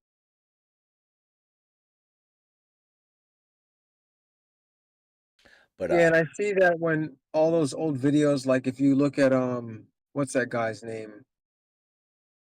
I can't think of his name right now. It was years ago. He used to make debunking videos, but some of the things he would say in the videos, like calling flat earthers idiots and stupid and wankers and all yeah, that stuff. Damn. Oh, cool hard logic. yep. Yeah. Yeah, yeah. And I think those are probably the earliest videos I've seen. And yeah, maybe probably a lot of it comes from there. Yeah, it's then yeah, what was it? So yeah, it was. You remember like Tim Osman,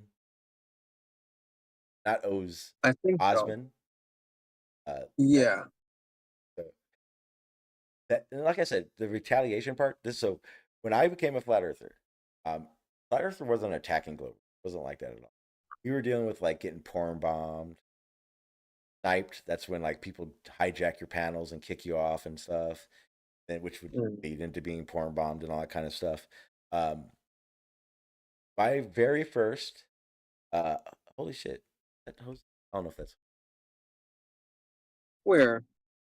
yeah, In a YouTube chat? yeah. Wait a minute. I don't know if that's the real Jose, so can't gotta find the channel. He's in there. Jose JG Boom. Wait a minute. That is wait, let me go to this channel. It sure is. That is fucking Jose.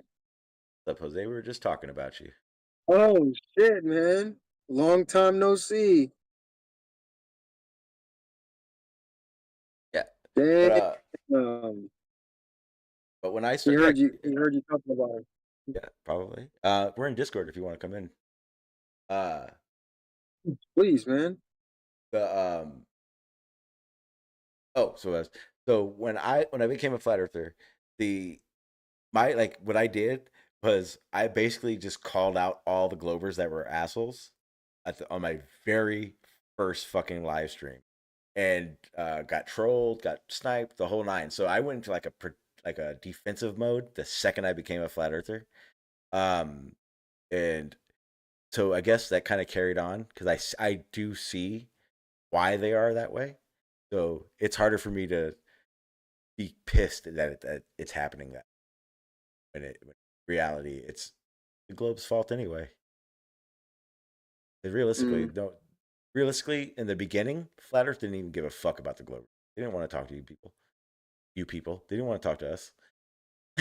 Yeah. And that was the problem. That's kind of why there's a lot of them are still flat earthers. They want to watch the debunking videos.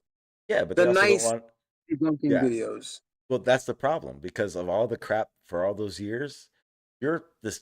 That's what. Who was it? I was talking to somebody. I don't want to even be called a glober anymore. Like it's to that point now. Like someone's like, "You're a glober." I'm not a glober. So everyone knows I'm not a fucking glober. Why? Because now a glober is like what an atheist is thought of now. Atheists are the ones that want to attack people that are religious and prove to them there's no God. It's like the same thing now. Globers are assholes who, like, their lifelong goal is to prove to every flat earther it's not flat, and that's the reason it's the way it is now. It's fucking crazy. Do I fall into that category, Sean? No. I think in some aspects I probably do, and I'll probably admit it. Yeah. I'll keep it real.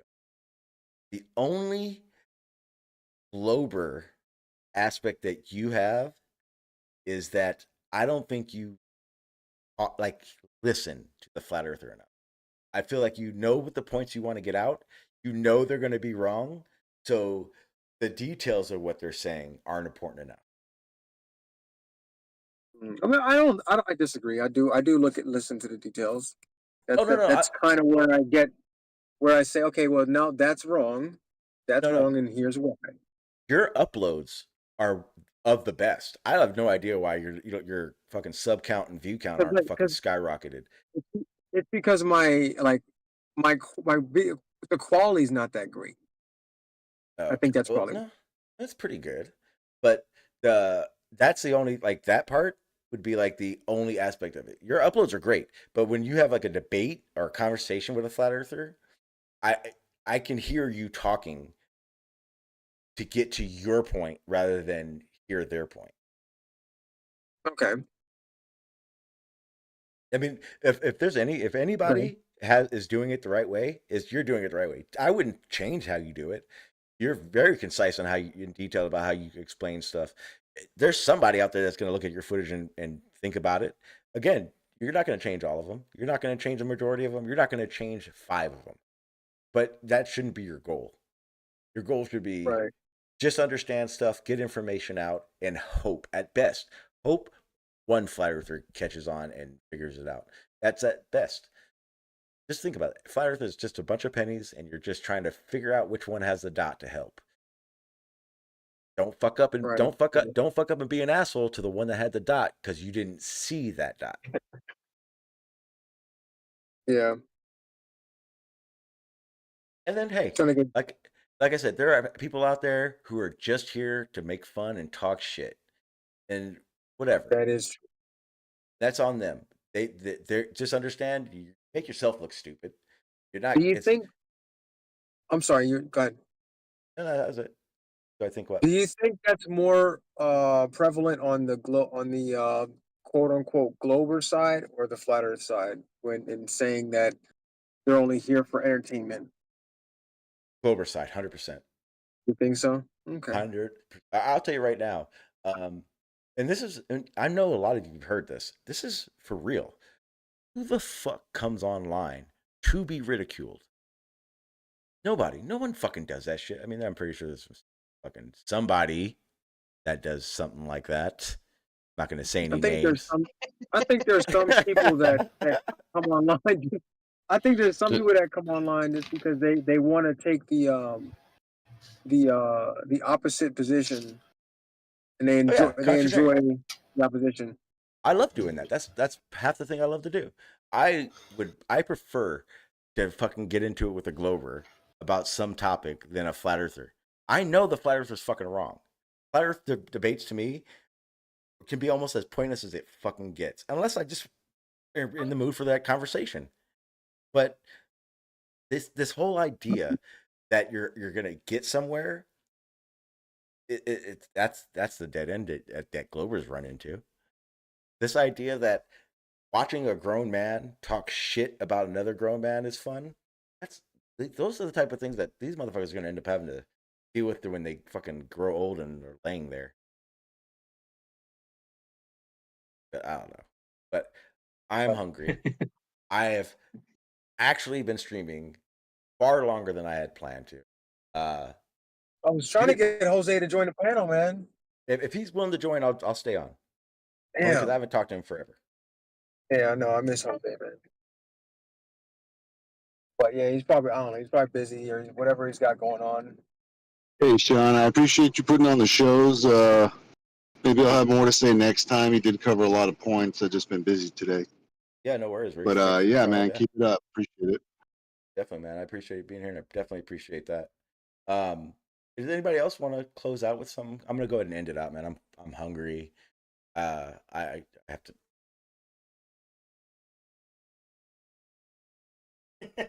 I gotta like take my dogs out and stuff. Does you guys want to round it up I and just saying anything? I just want to say it's been refreshing listening, especially this last part of the conversation, because the way I've been putting why flat earthers are so uh, such assholes nowadays is, well, they've been on the losing side of a factual debate for fucking decade now almost. So of course they're gonna be pissed.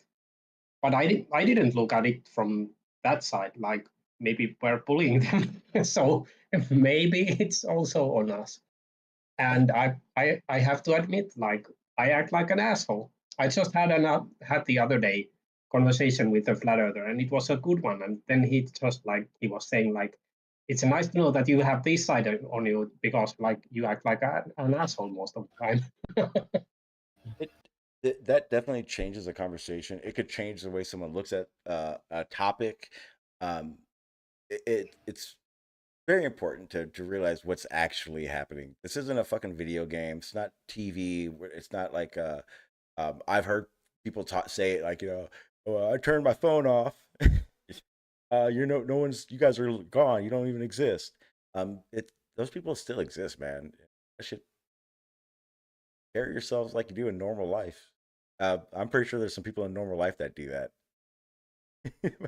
I'm pretty sure they get their end of it for doing it in public. But yeah, it's something that I would hope people look at and think about realistically, because it's not.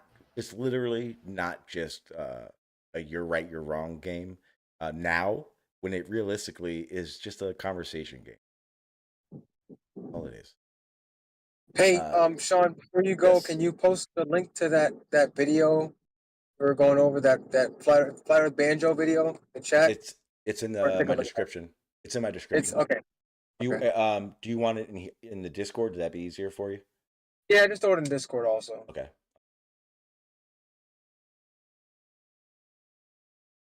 I will do that in a second. X, welcome to the live stream. Hey, yeah, I didn't realize you were streaming when I hopped in here, and then I felt bad. I was like, oh shit. Oh Crash no. the stream. I run a open panel, talk about anything type of situation. It's the same thing we do over at MMM, Medicinal Mass Media Discord server. If you're not part of that, that link is in the description too. Yeah, I want to hear it, and I don't want chaos. I hate chaos. Believe it or not. Oh, well, then I definitely am not allowed over here. No, you're fine. I'm happy you're here. I expected. I was like, I hope she at least listens. I didn't know you would unmute and actually talk. I was like, oh shit, yay. Yeah. I didn't want to interrupt too much, because very I'm the wrong person to have on these discussions because my opinion on it is I do not care what people think. Oh, and so everybody knows, and if any flat earthers are listening, Tex hasn't debated any flat earthers, and my goal is to get her to debate a flat earther. Her goal No. is to not debate one. So we're gonna try to get My that goal going. is not to debate at all. My goal is to sit here and instigate other people to debate. That's a good Because sign. I am one of those people, like, y'all are background noise. She's not lying. She's probably playing Minecraft or doing something besides what she's supposed to be doing. It was Among Us, and I'm not Instigate. mowing my Oh, lawn. instigate. Oh, did you hear what he said? He said the sun sets through their perspective. What are you gonna say about that? Could never be me. Could never be me. I wouldn't take that disrespect, personally. She does. She just sits there and does that. She just waits for the chime in to do it too. It's fucking crazy. Okay, I'm gonna get out of here. I'm gonna go. I'll be back over at demonstrydes. All right. Thank you guys. I do appreciate it for those that didn't talk in here and for those that did. The Discord, I definitely appreciate it. For everyone, I'm probably going to keep doing the Discord panels because it makes my life so much easier. I had my camera on for a little while using Google Meets. I have a webcam coming, so I'll probably be on camera a little bit more. Believe it or not, it's easier for me to talk if I have a camera turned on. I don't know why. But let me go ahead and close out. I'm going to leave Discord. I'm going to deafen myself. So you guys aren't going to hear me text unless you're watching the. But I do appreciate you guys being. I will talk to most of you guys that I see in a few minutes. All right, guys. I can't express enough how much I appreciate everyone that's here, everyone that came in and left, or et cetera, et cetera. I'm having the time of my fucking life again, and appreciate it because if no one was here, I'd probably be irritated. And there's a lot more coming. I got my computer set up, so I'm gonna have a lot more to bring to the table, a lot more to show. Next live stream, I want to do the second half of the Flat Earth Banjo upload that we were talking about earlier. The link is in the description. Hopefully, guys, check it out. It is worth watching because when you see someone thumbed up or talk about how good it was in the servers and everything, you'll have a realization to how far off that realization of it is. But I'm gonna do the second half tomorrow. There's some other things that we didn't get to today that I wanted to talk about. I have my list in front of me right now. There's things like there was a few updates for the final observation that really aren't that significant. I think we kind of already went through a lot of them.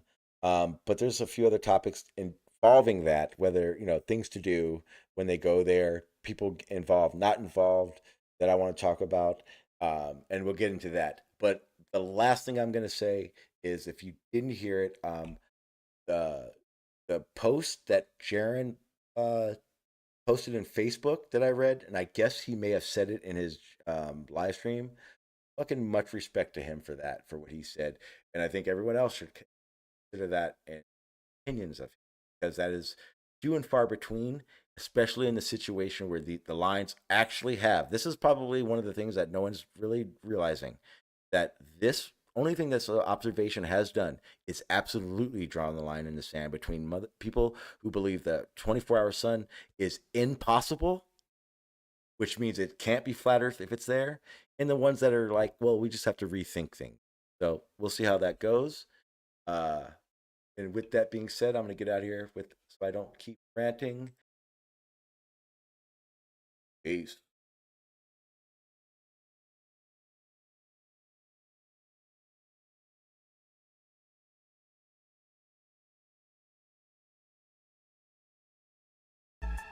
If it disagrees with experiment,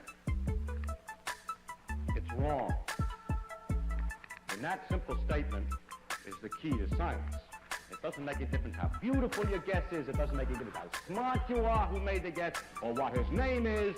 If it disagrees with experiment, it's wrong.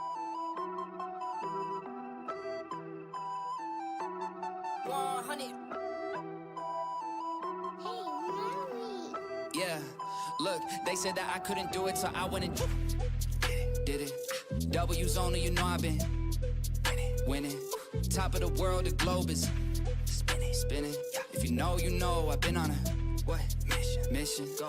Okay, let's get it. Got a little time on my hands like a wristwatch. I don't got time for the brakes and a pit stop. Race through the gridlock, take it like Chris Rock. Right to the chin, still win. Heavy metals like Slipknot. Got the driving, I got tunnel vision. I just hit my stride the way I run the business. I've been making paper like I'm Dunder Mifflin. See the end game, I got one division. Look, I don't ever bother with a critic. Hit him with a chronicle of Riddick. Boom, bottle full of Ritalin. I hit him with a little bit of riddle me this, riddle me that. My bad, fell asleep at the gas. No time to wait though. Elon Musk, I'm trying to bankroll. New Tesla just cause I say so. Electric whip like Ivan Van Gogh. I just did it. W's only, I've been winning. Top of the world, the globe is spinning. If you know, I've been on a mission. Okay, let's get it. I've been on a mission like totally spice. I'm a baddie, she bad, but she totally nice. Nails are blue and her toes feel like white. They complete image out at the soul for my leg. He knew it for sure, but he left with a why.